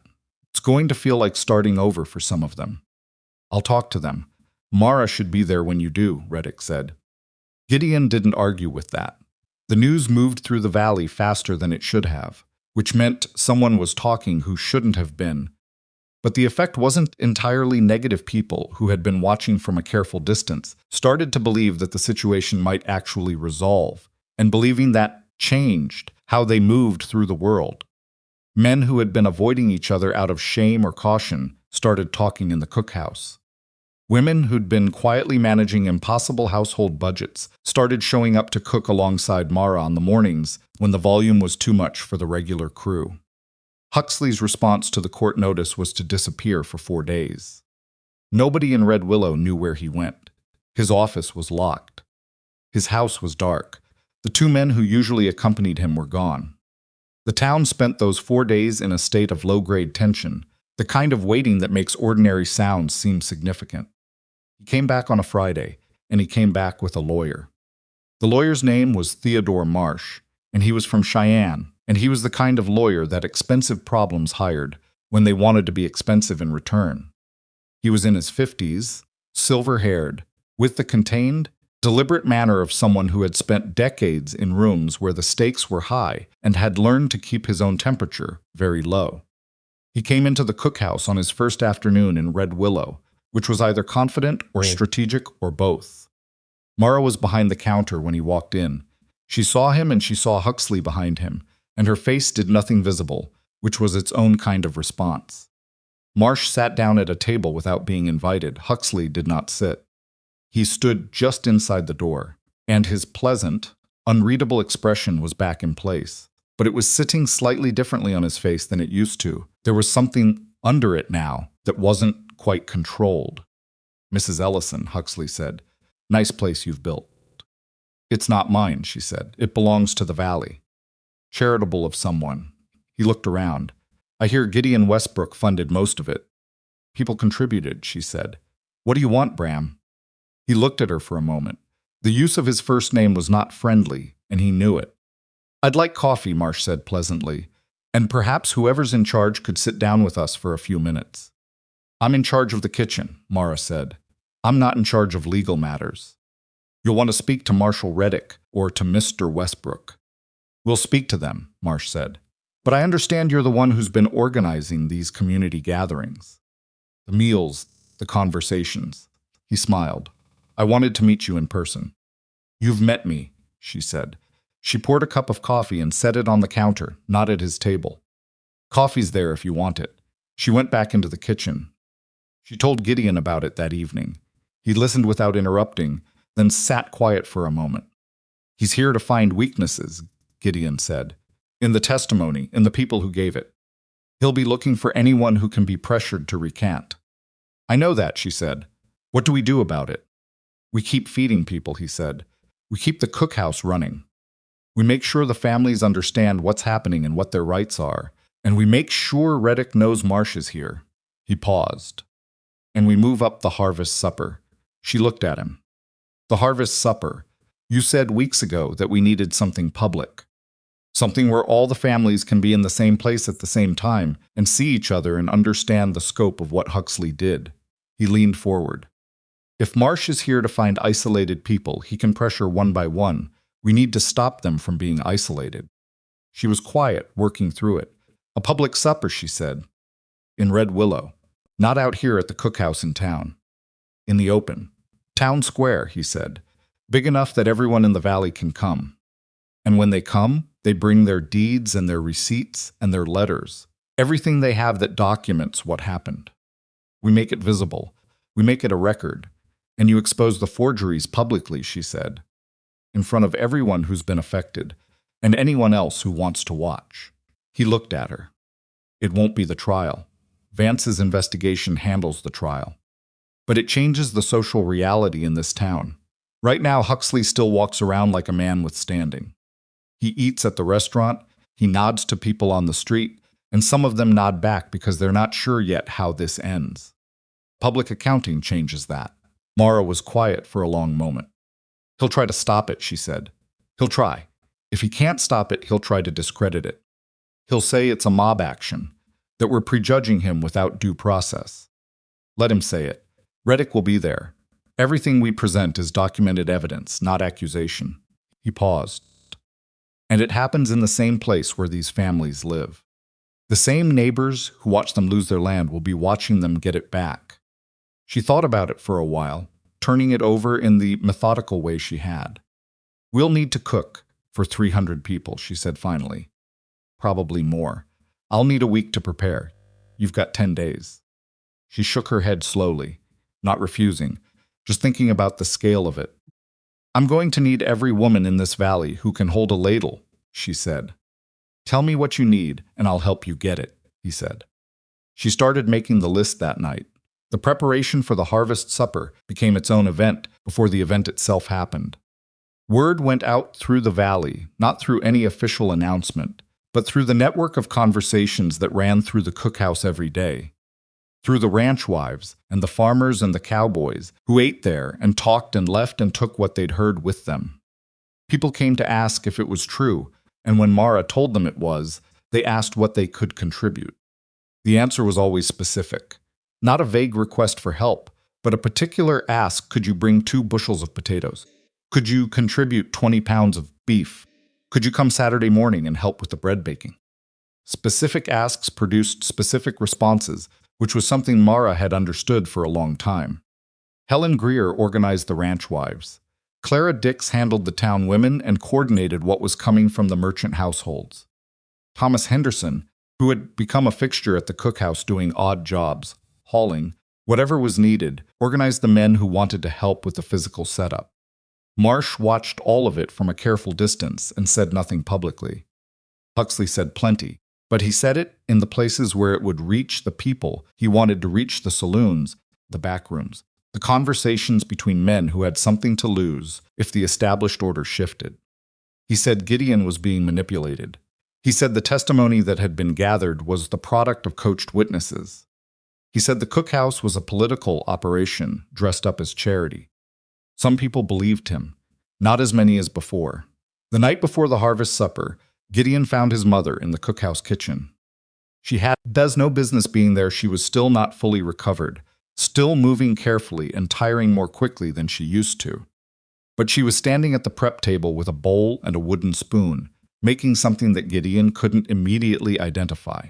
And she looked up when he came in with an expression that dared him to say she should be resting. He didn't say it. What are you making? He said instead. Blackberry cobbler, Beatrice said. Mara showed me her method last week. I've been practicing. She looked down at the bowl. Mine isn't as good yet, but it's decent. Where is she? Smokehouse, checking the brisket. His mother stirred the bowl. Sit down, Gideon, he sat. She kept working for a moment before she said anything else.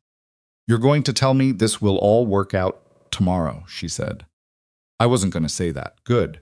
Because you don't know that, and neither do I. She scraped the sides of the bowl. What I do know is that this valley looks different than it did 2 months ago. And I know why it looks different. He waited. She didn't do it alone, his mother said. You know, I'm not saying that. You put in the money and the men, and you went after Huxley when most men would have found a way to look away from what was happening under their name. She looked at him. But she was doing it before you got there. She was feeding people out of a kitchen the size of a closet and keeping this valley alive on bone broth and biscuits. And nobody was watching. I know, he said. Do you? His mother set down the spoon. Because what I see is a man who has started coming to a cookhouse every day.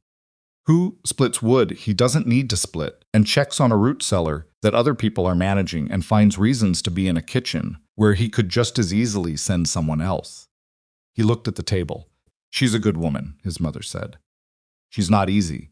She's got opinions about everything, and she'll tell you when you're wrong, and she won't dress it up. But she's good, Gideon. She's the best kind of good, the kind that costs her something. I know that too, he said. Beatrice looked at him for a moment. Does she know any of this? She said. He was quiet. Go check on the brisket, his mother said, and went back to her cobbler. He found Mara in the smokehouse, which was warm and smelled of hickory and slow-cooked meat. She had the door of the smoker open and was checking the brisket with the focused attention of someone making an assessment, pressing the back of her hand near the meat to read the heat. Looking, he said from the doorway. Another 4 hours, she said, without turning around. Maybe 5. I'll be up at 3 to check it. You don't have to sleep here to do that. I sleep better when there's something that needs doing at 3 in the morning, she said. Gives the night a shape. She closed the smoker door and turned around. She looked tired, genuinely tired. Not the push-through tired of the early weeks, but the full-weight tired of someone who has been running at capacity for a sustained period and is feeling all of it at once. Is your mother still in the kitchen? She's making cobbler. Mara's expression shifted in that barely perceptible way. She's been practicing. She's getting there. A pause. She doesn't have to do that. She wants to. I know she wants to. That's not the same as having to. She leaned against the wall of the smokehouse, and for a moment she let herself do it. Actually leaned. Let the wall hold some of the weight. Is everything ready for tomorrow? As ready as it's going to be, he said. Reddick has the documents organized. I'll present the forgeries after people have eaten, when they're settled. He'll be there with 2 deputies. He paused. Marsh will be there too. I know. She looked at the smoker. If it falls apart tomorrow. It won't fall apart. If it does, she said, with the particular emphasis of someone who insists on finishing their sentence, the cookhouse still stands. The testimony is still filed in Cheyenne. The families still have each other in a way they didn't 2 months ago. She straightened away from the wall. I'm saying that what we built is real, whether or not tomorrow goes the way we want. He looked at her for a moment. It's going to go the way we want, he said. You don't know that. No, he said. But I know who cooked for this valley while everyone else was looking away, and I know who organized 14 families to trust each other enough to put their names on paper. And I know who built a kitchen in 9 days, because people needed feeding on Monday. He held her gaze. So I'm choosing to bet on it. She was very still for a moment. Then she said, Go to sleep, Gideon. You've got a long day tomorrow. So do you. I've got brisket to check at 3. He left her there in the smokehouse with the slow heat and the hickory smell, and he walked back across the dark lot to the main building and stood outside it for a moment, looking at the stone walls and the solid roof and the window that was slightly higher than Ed Ellison would have wanted it. It was the most substantial thing he'd built with his money in 15 years of having it. The morning of the harvest supper, the town square of Red Willow was transformed by 7 o'clock. Tables brought from every household that could spare one. Longboards on sawhorses, benches and chairs and hay bales arranged in rough rows. A serving area set up along one side where the cookhouse team could work from wagon beds. Smoke from the brisket that had been transported wrapped in cloth from the smokehouse, still warm, still holding its heat. Kettles of beef stew over portable fires. Bread that had been baking since before dawn, stacked in cloth-covered baskets. Cobbler Beatrice Westbrook's cobbler, and Mara's, and Clara Dix's, and 4 others, because that was what happened when women decided something mattered. People arrived starting at 9. By 10, the square was filling. By 11, Gideon had never seen so many people in one place in Red Willow. They came with their families and their documents and their faces, arranged in the careful expression of people who are hoping for something and trying not to show it in case it doesn't come. They ate first because Mara had insisted on that. You don't hold a meeting and then feed people, she'd told him during the planning. You feed people and then hold a meeting. They think better when they've eaten. They're calmer, and they remember that they came somewhere and were taken care of before they were asked to do anything hard. So they ate. The brisket was what it should have been, Mara's brisket, low and slow and exactly right, carved at the table in generous portions that didn't run out. Stew was thick and real. The bread was fresh. The cobbler appeared at the end and was consumed with the enthusiasm of people who hadn't expected dessert. When the eating was done, Gideon stood up. He didn't use a stage. He stood in the open space at the center of the square, where everyone could see him, and he waited for the crowd to settle. Then he started talking. He talked for 40 minutes. He laid out the scheme from the beginning, the forged documents, the false liens, the manipulated water rights, the coordinated pressure on families who had no way to verify the legal threats being made against them. He named the properties. He named the notary. He showed the documents, passing originals through the crowd, so people who wanted to look could look. He named Bram Huxley. At the name, a sound moved through the crowd, not a shout, not a single reaction, but a collective exhale, like something that had been held for a long time being let go. Huxley was there. He'd come, which took either calculation or nerve. He stood at the edge of the crowd with Marsh beside him, and his face held the pleasant, arranged expression for as long as it could, and then it stopped holding. When Gideon finished, he asked the families who had given testimony to stand. They stood, 14 families, 30-some people on their feet in the town square, looking at each other and then at the crowd around them, visibly surprised by their own numbers. Crowd looked back at them. Earl Pickett was standing, his bad knee clearly bothering him, his youngest daughter holding his hand. Thomas Henderson was standing, and his wife, and the young men who'd started helping at the cookhouse. James Pittman was standing, 50 years old, 3 generations of family history in his face. Mara was not standing in the center with the others. She was where she'd been all morning behind the serving table, keeping things running, making sure the food stayed warm, making sure no one who came through went home hungry. Reddick moved through the crowd toward Huxley. Marsh put a hand on his client's arm and said something quiet. Huxley looked at him, then looked at the crowd, then looked at the 14 families standing in the square, and whatever calculation he was running came to an end. He didn't run. To his credit, the only credit anyone in that town would give him from that day forward, he didn't run. He stood and let Reddick approach, and when Reddick spoke the words and showed the warrants, he went quietly. Marsh remained. He would have more to do in the weeks ahead. There was a circuit court process that would be long and procedurally complicated, and not every outcome was settled in a single afternoon. But Huxley left the town square in Reddick's custody, walking past the tables where people had just eaten Mara Ellison's brisket and her biscuits and her stew, past the families he'd spent 8 months trying to break, past the cookhouse at the edge of the lot that was made of stone and wasn't going anywhere. The noise that went through the crowd after he was gone was not triumphant exactly. It was more like the sound of people who have been braced for impact for a long time and are only now, carefully, beginning to unclench. Gideon found Mara still behind the serving table. She'd seen it. She'd seen all of it from where she was standing. He came around to her side of the table and stood there for a moment. "It's not finished," she said before he could speak. She was ladling stew for a woman who'd come back for seconds. The court process takes months. Some of the land transfers will be harder to reverse than others. Some of these families lost things that can't be fully restored. "I know," he said. "So don't stand there looking like it's over." "I'm not looking like it's over," he said. "I'm looking at the person who kept this valley alive long enough to get here." She handed the woman her bowl, and the woman said thank you, and Mara said you're welcome in her direct, unsentimental way, and then she turned to face him. She looked at him for a long moment, the reading look, the full attention look, and then something shifted in it, something that was different from any expression he'd seen from her before. "Cobbler left," she said, "if you want some." He almost laughed. "Yes," he said, "I want some." She handed him a bowl of it with a spoon, and their hands touched briefly in the transfer, and neither of them moved away from that immediately.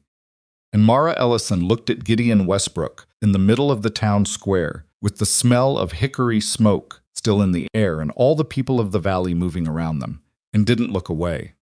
Then someone called for more brisket, and the moment broke, the way moments do, into the ordinary business of what came next. But it had been there. They both knew it had been there.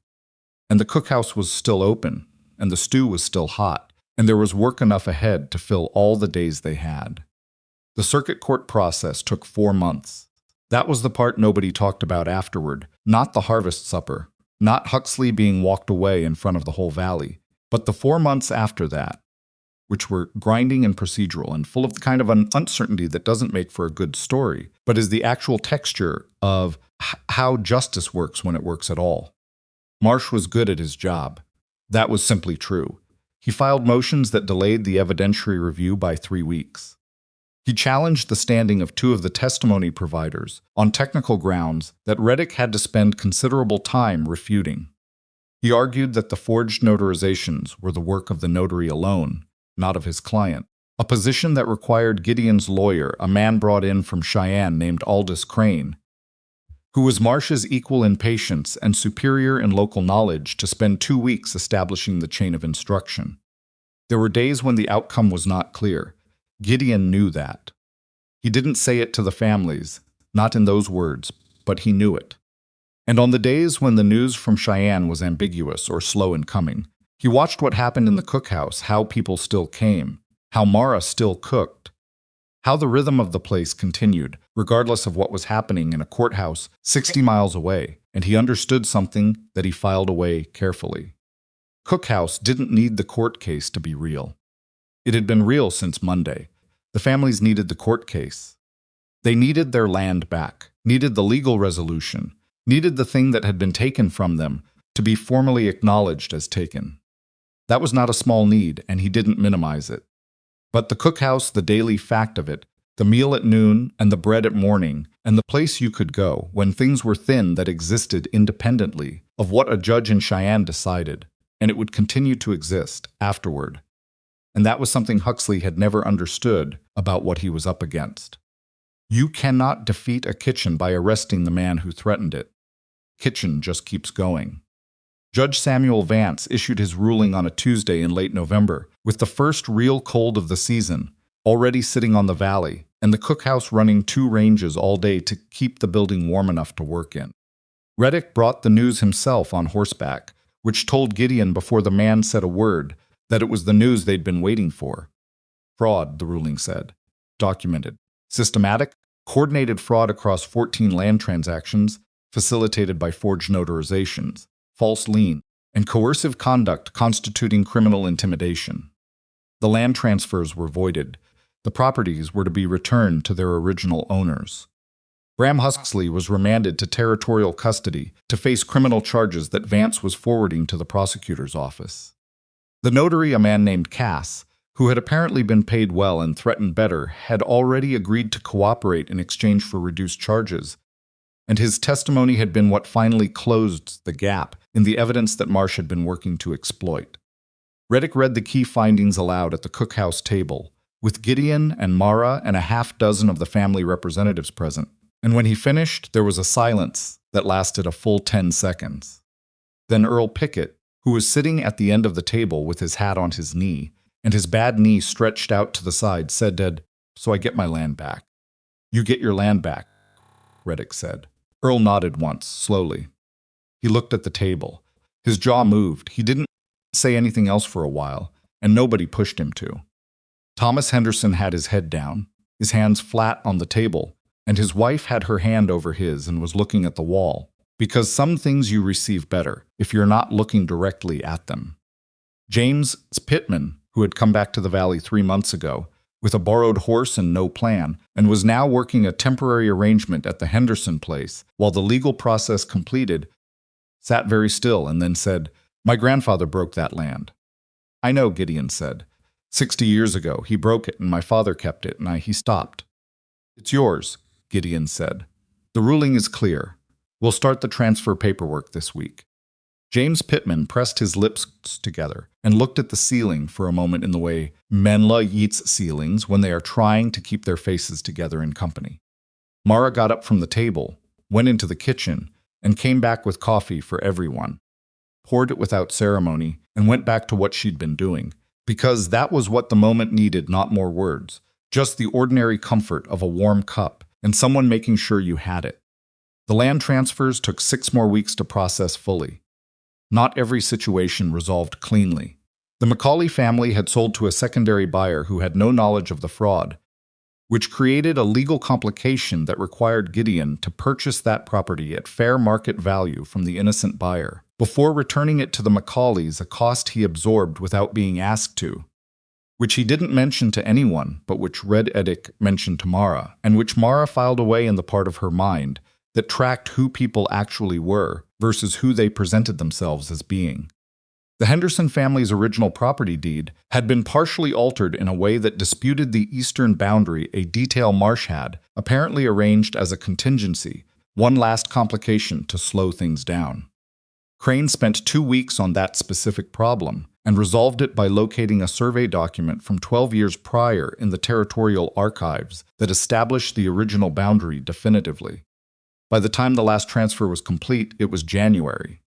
Cold, real winter. The valley under its first proper snow.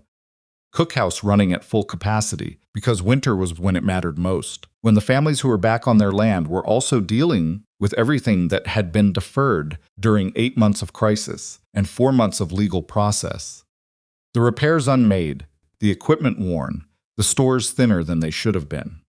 Mara had been preparing for this since October. The root cellar was full, genuinely full, stocked from the harvest contributions that the ranchers and farmers had made good on, supplemented by Iron Mesa beef that came in regular quantities. The smokehouse had run through the fall. The winter pantry that Mara had been talking about since the beginning, the communal reserve that could carry harvest or a bad injury, or the kind of setback that turned manageable hardship into genuine catastrophe was real and stocked and organized with a particular logic that was entirely hers. She had built what Ed had drawn plans for, not exactly as he'd drawn it. Better in some ways, different in others, shaped by the specific needs of this specific valley, rather than by an idea of what a cookhouse should be. But the thing he'd believed in the place where working people could always find a hot meal, where hunger wasn't something that broke you, because there was somewhere to go before it got that far that existed now. And it was solid, and it was going to outlast the winter. It was on a Tuesday evening in January, after the supper service had ended, and the other women had gone home and the cookhouse was quiet, that Gideon found Mara alone in the kitchen testing biscuits for the next morning.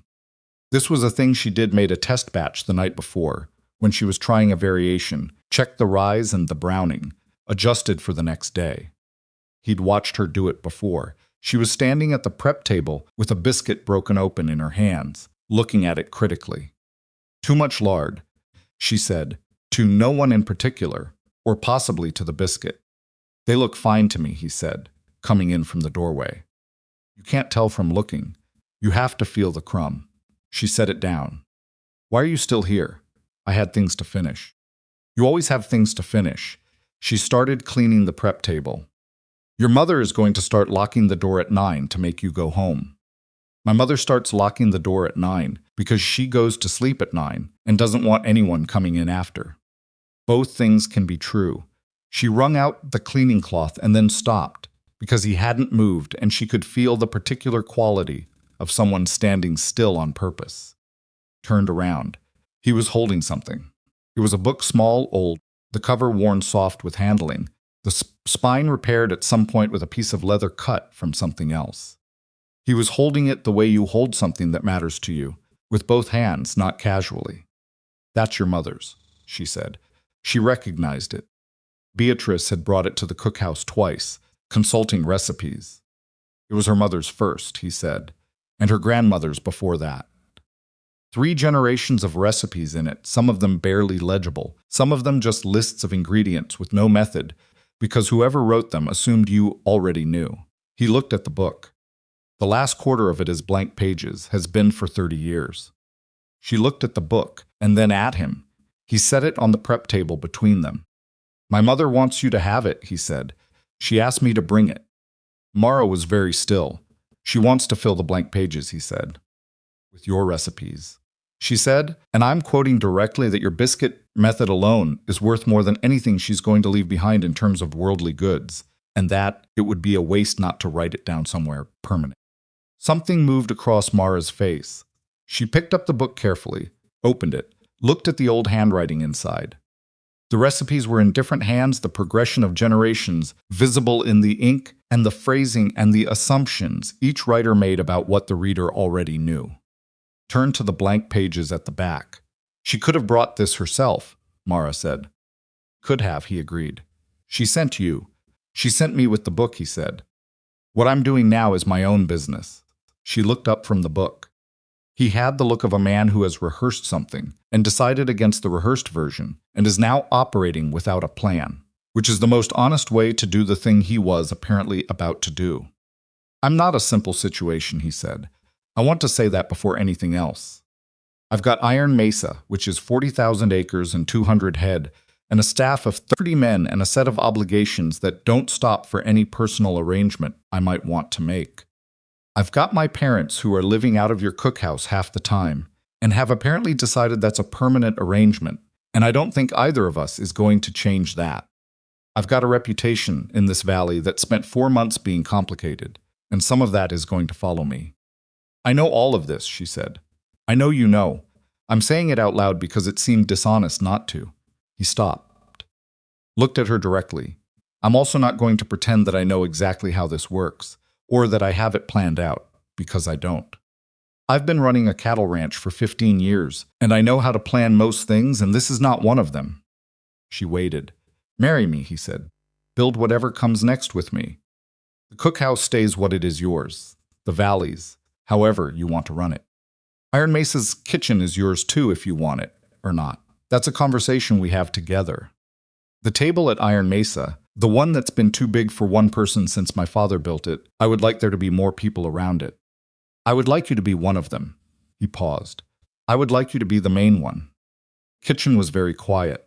The ranges had been banked down for the night, and the sound they made was low and steady, the particular background presence of a well-run fire that knows its job. Mara looked at him for a long time. I'm not going to become smaller, she said. I know, not physically, not in any other way. I'm not going to change how I run this kitchen or how I talk to people or what I think, because it would be more convenient for mine. Mara, his voice was steady. I fell in love with who you already are. I don't have an interest in a different version. She held his gaze. I'm bad at asking for help, she said. I know, so am I. I'm going to run the cookhouse the way I see fit, and there will be times you don't agree with my decisions. Probably, he said. I expect you to tell me when you think I'm wrong, too. I will, she said. I always do. I know that, too. She looked at the recipe book in her hands. Then she looked at him. Then she looked at the kitchen, her kitchen. The kitchen she and he, and 9 days of labor, and all the people who'd believed it mattered, had built together from stone and timber, and the specific stubbornness of a woman who opened her cookhouse on Monday because people needed feeding on Monday. Yes, she said. It wasn't dramatic. She didn't say it loudly or with elaborate feeling. She said it the way she said most things directly, without ornamentation, meaning exactly what the word meant and nothing less. He stood still for a moment, as if making sure he'd heard it correctly. Then he crossed the kitchen in 3 steps, and when he reached her, he stopped, because he wasn't sure, and she saw that he wasn't sure, saw the question in it, and she solved the question by closing the remaining distance herself.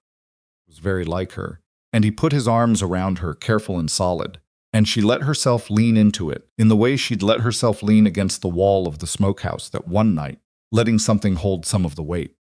They stood there in the quiet kitchen for a while. The biscuits, she said eventually, into his shoulder. The biscuits can wait. They can't, actually. I need to adjust the lard ratio for tomorrow. He laughed. Actually laughed, the kind that comes from somewhere real. She felt it more than heard it. All right, he said, letting go. Fix the biscuits.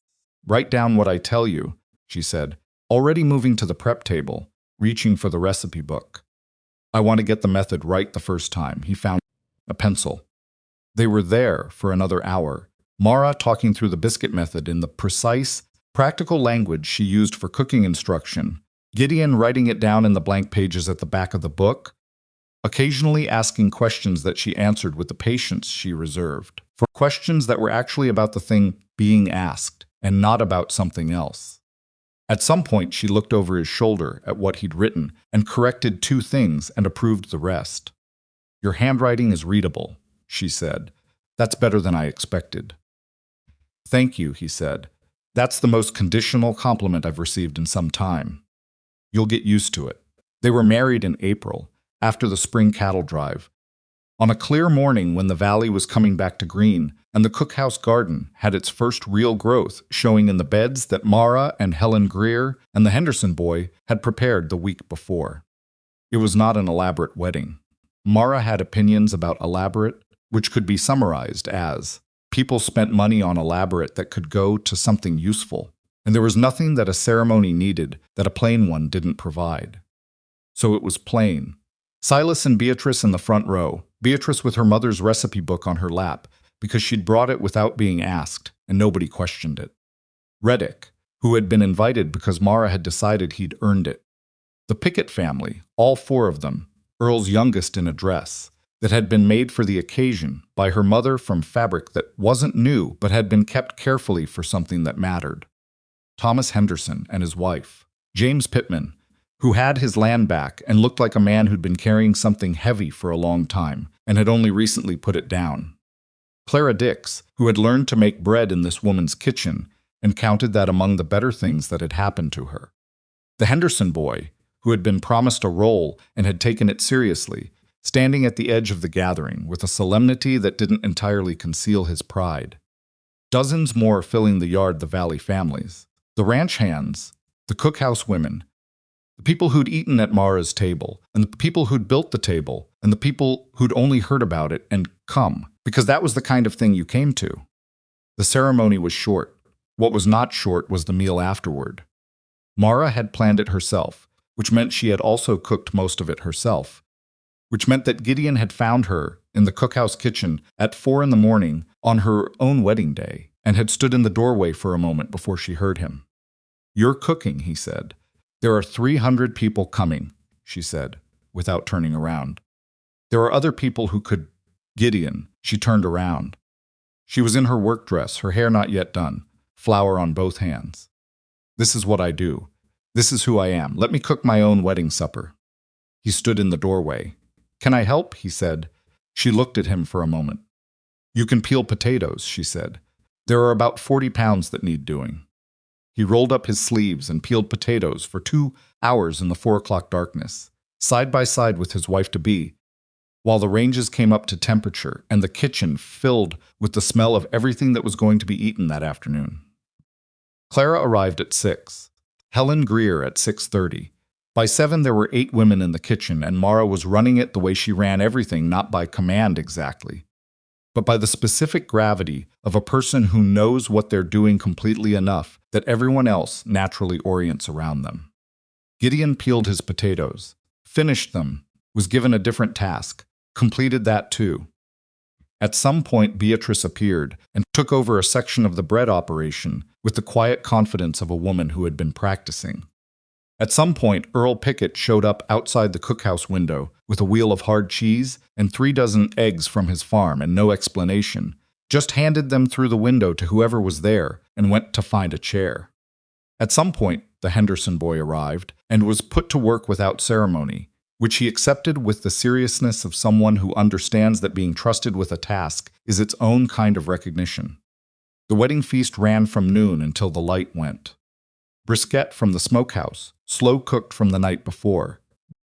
Beef stew, because there were families in that yard who had eaten Mara's beef stew in the worst months of the previous year and had asked specifically if it would be there. Bread, enough of it because there was always enough bread when Mara was in charge. Blackberry cobbler from 3 different cooks using 3 different methods, and Beatrice's was the best that day, and Beatrice knew it, and was gracious about it in the way of someone who has earned a small victory and is choosing to wear it lightly. Mara cooked alongside the other women for most of the afternoon. She ate when she was made to. At a certain point, Gideon appeared at her side, reached around her, and untied her apron. "Sit down," he said. "I'm in the middle of—" "Clara can finish it." He looked across the kitchen. "Clara." "I've got it," Clara said, not even looking up. Mara looked at her apron in his hands, then at him, then at the kitchen that was running fine without her immediate presence. "There are people I need to check on," she said. "They're fed," he said. "Sit down and eat your own supper." She sat down. He brought her a plate and sat across from her. And they ate together, while the yard outside the serving window was full of people from Obese that had survived something, talking and laughing and eating in the late afternoon light. Earl Pickett's youngest daughter had found a position near the cobbler and was guarding it with the focused intensity of a 7-year-old who has located the best thing in the room and intends to be positioned for seconds. Thomas Henderson was in what appeared to be a genuine, comfortable conversation with two men he probably wouldn't have spoken to freely 6 months ago. James Pittman was eating with his arm around his cousin's shoulders, the cousin who'd housed him through the worst of it, and the cousin's family, 3 children climbing on what remained of the hay bales. Silas Westbrook had fallen asleep in his chair, with his burned arms mostly healed now, scarred but healed folded in his lap, which was the soundest sleep he'd had in months by the look of it. Beatrice was watching all of it with the expression of a woman who has wanted this for a long time and is now in the business of simply receiving. "What are you thinking?" Gideon said. Mara was looking at the yard. "That Ed would have liked this," she said, not sadly. "Just honestly, the way you say true things when you've made enough peace with them that saying them doesn't cost you the whole day." "Tell me about him," Gideon said. She looked at him, a little surprised. "You've never asked," she said. "I'm asking now." She was quiet for a moment. Then she talked about Ed the way she talked about food she'd learned from, with respect and specificity, and without pretending it was more or less than it was. "He'd been a dreamer," she said. "Bad with money, good with people. He could walk into a room and make everyone feel like the conversation had been waiting for him to arrive. He'd made her laugh, which was not nothing. He'd also made her carry things he should have carried himself, and she'd let him, and that was on both of them. He had believed in the cookhouse when it was nothing but an idea, and that belief had been a gift even if he hadn't lived to see what it became." Gideon listened. "He drew plans for a kitchen with the window too low," she said at the end. "So Pruitt put it higher. Pruitt put it where it should be," she said. "But I kept thinking of it as Ed's correction, the thing the building knew that the plan didn't." He looked at her. "That's a good way to think about it," he said. She looked at him, with the reading look, the one that had been assessing him since the first morning in the cabin. But it had changed over the months. It had stopped being purely evaluative and become something else, the look of someone who knows you well enough that the reading is confirmation rather than discovery. "You're not what I expected," she said. "What did you expect?" "I don't know. A rich man who meant well for about 3 weeks before he got bored and went back to his ranch." "I haven't gotten bored yet." "No," she said, "you haven't." In the yard, someone had produced a fiddle from somewhere, and a loose approximation of music had started near the back of the gathering. It was not skillfully played, but it was enthusiastically played, and people were not letting the technical limitations prevent them from responding to it, which was probably the right approach. They sat there a while longer, in the good noise of a full yard and a fed valley, and the evening coming on easy. There are things that a certain amount of money cannot build. Gideon Westbrook had known that intellectually for years, had heard it said, in the way people say things they believe, but haven't tested. He understood it concretely now. He had spent 15 years making Iron Mesa into something impressive and largely empty, filling it with resources and running it efficiently, and coming home to rooms that were large and well-appointed, and had the quality of spaces that are cared for but not inhabited. What filled a house was not resources. It was the smell of bread at 5 in the morning, and the sound of someone who knew what they were doing moving through a kitchen without needing to rush, and the argument over whether a particular variety of weed belonged in the garden, and the specific satisfaction of sitting down to eat something that someone made with the full weight of their attention, because they understood that feeding people was not a small thing. It was the particular way that a table sounds different when more people are around it, not louder exactly, just fuller, the sound of a room being used for what it was made for. Iron Mesa's kitchen stopped feeling like a room in a large managed property and started feeling like a kitchen in the months after April. Beatrice had something to do with that she was there often enough, running her own small experiments on the ranges, comparing results with Mara, with the competitive generosity of two people who respected each other's craft. Silas had something to do with it too, occupying his chair by the window with his healing arms and his newspaper and his opinions about whatever Mara was cooking, which she received with the same flat patience she'd used since the beginning, occasionally conceding a point when he was right, which was rare enough that he counted each instance. The Henderson boy had started an informal apprenticeship that nobody had formally arranged. He simply appeared, consistently, and made himself useful. And Mara taught him things without announcing that she was teaching him, which was the method that worked best for people who were old enough to be embarrassed about not knowing, but young enough to still be genuinely learning. Cookhouse ran through the winter and into the following spring without missing a day. There were hard days. A stretch in February when the cold was bad enough that the pipes froze, and the morning service ran 2 hours late while Gideon and Thomas Henderson and 2 other men dealt with the problem. A week when 3 of the regular cooking women were sick with the same thing, and Mara ran the kitchen with reduced help, and was short-tempered enough about it that Clara Dix said something sharp, and Mara said something sharp back, and they didn't speak for 2 days, and then resolved it privately in the way that people who work closely together resolve things, without ceremony. A morning in March, when a family arrived that nobody knew, a man and a woman, and 4 children who'd come west on bad information and run out of everything, money and food and options, stopped at the cookhouse because someone 20 miles back had told them to go to Red Willow and find the woman who cooked there. Mara fed them, let the family use the covered serving area to sleep that night, spent an hour the next morning making practical suggestions about where to go and who to speak to and what the actual situation was versus what they'd been told. The man asked before they left how much he owed. Nothing, Mara said. He looked at her. We can't take charity. It's not charity, she said. It's supper and a night out of the cold. When you're back on your feet, you'll do something for somebody else when they need it. That's how it works. He looked like he wasn't sure whether to believe that was how anything worked. I've been in your situation, Mara said. It wasn't something she said easily. You could tell. Someone fed me when I needed it. Now I feed people when they need it. That's the whole system. It's not complicated.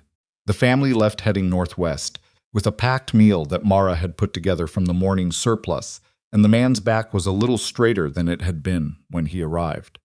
That was the thing that never made the formal record. Not the court ruling, and not the returned land deeds, and not the warrant served on Huxley in the town square. The family that came through in March, and the one in May, and the injured cowboy in July who'd been thrown and couldn't work for 3 weeks and ate at the cookhouse every day without anyone making him feel that he was being accommodated rather than welcomed. There is always room for one more. It had started as an idea that Mara carried in the shape of a kitchen plan on the back of a forged document, in the dark of a small cabin where she was sleeping on the floor so a woman she barely knew could have the bed. Now it was a sign above the cookhouse door, carved from good timber by Pruitt's second son, who had a talent for that kind of work.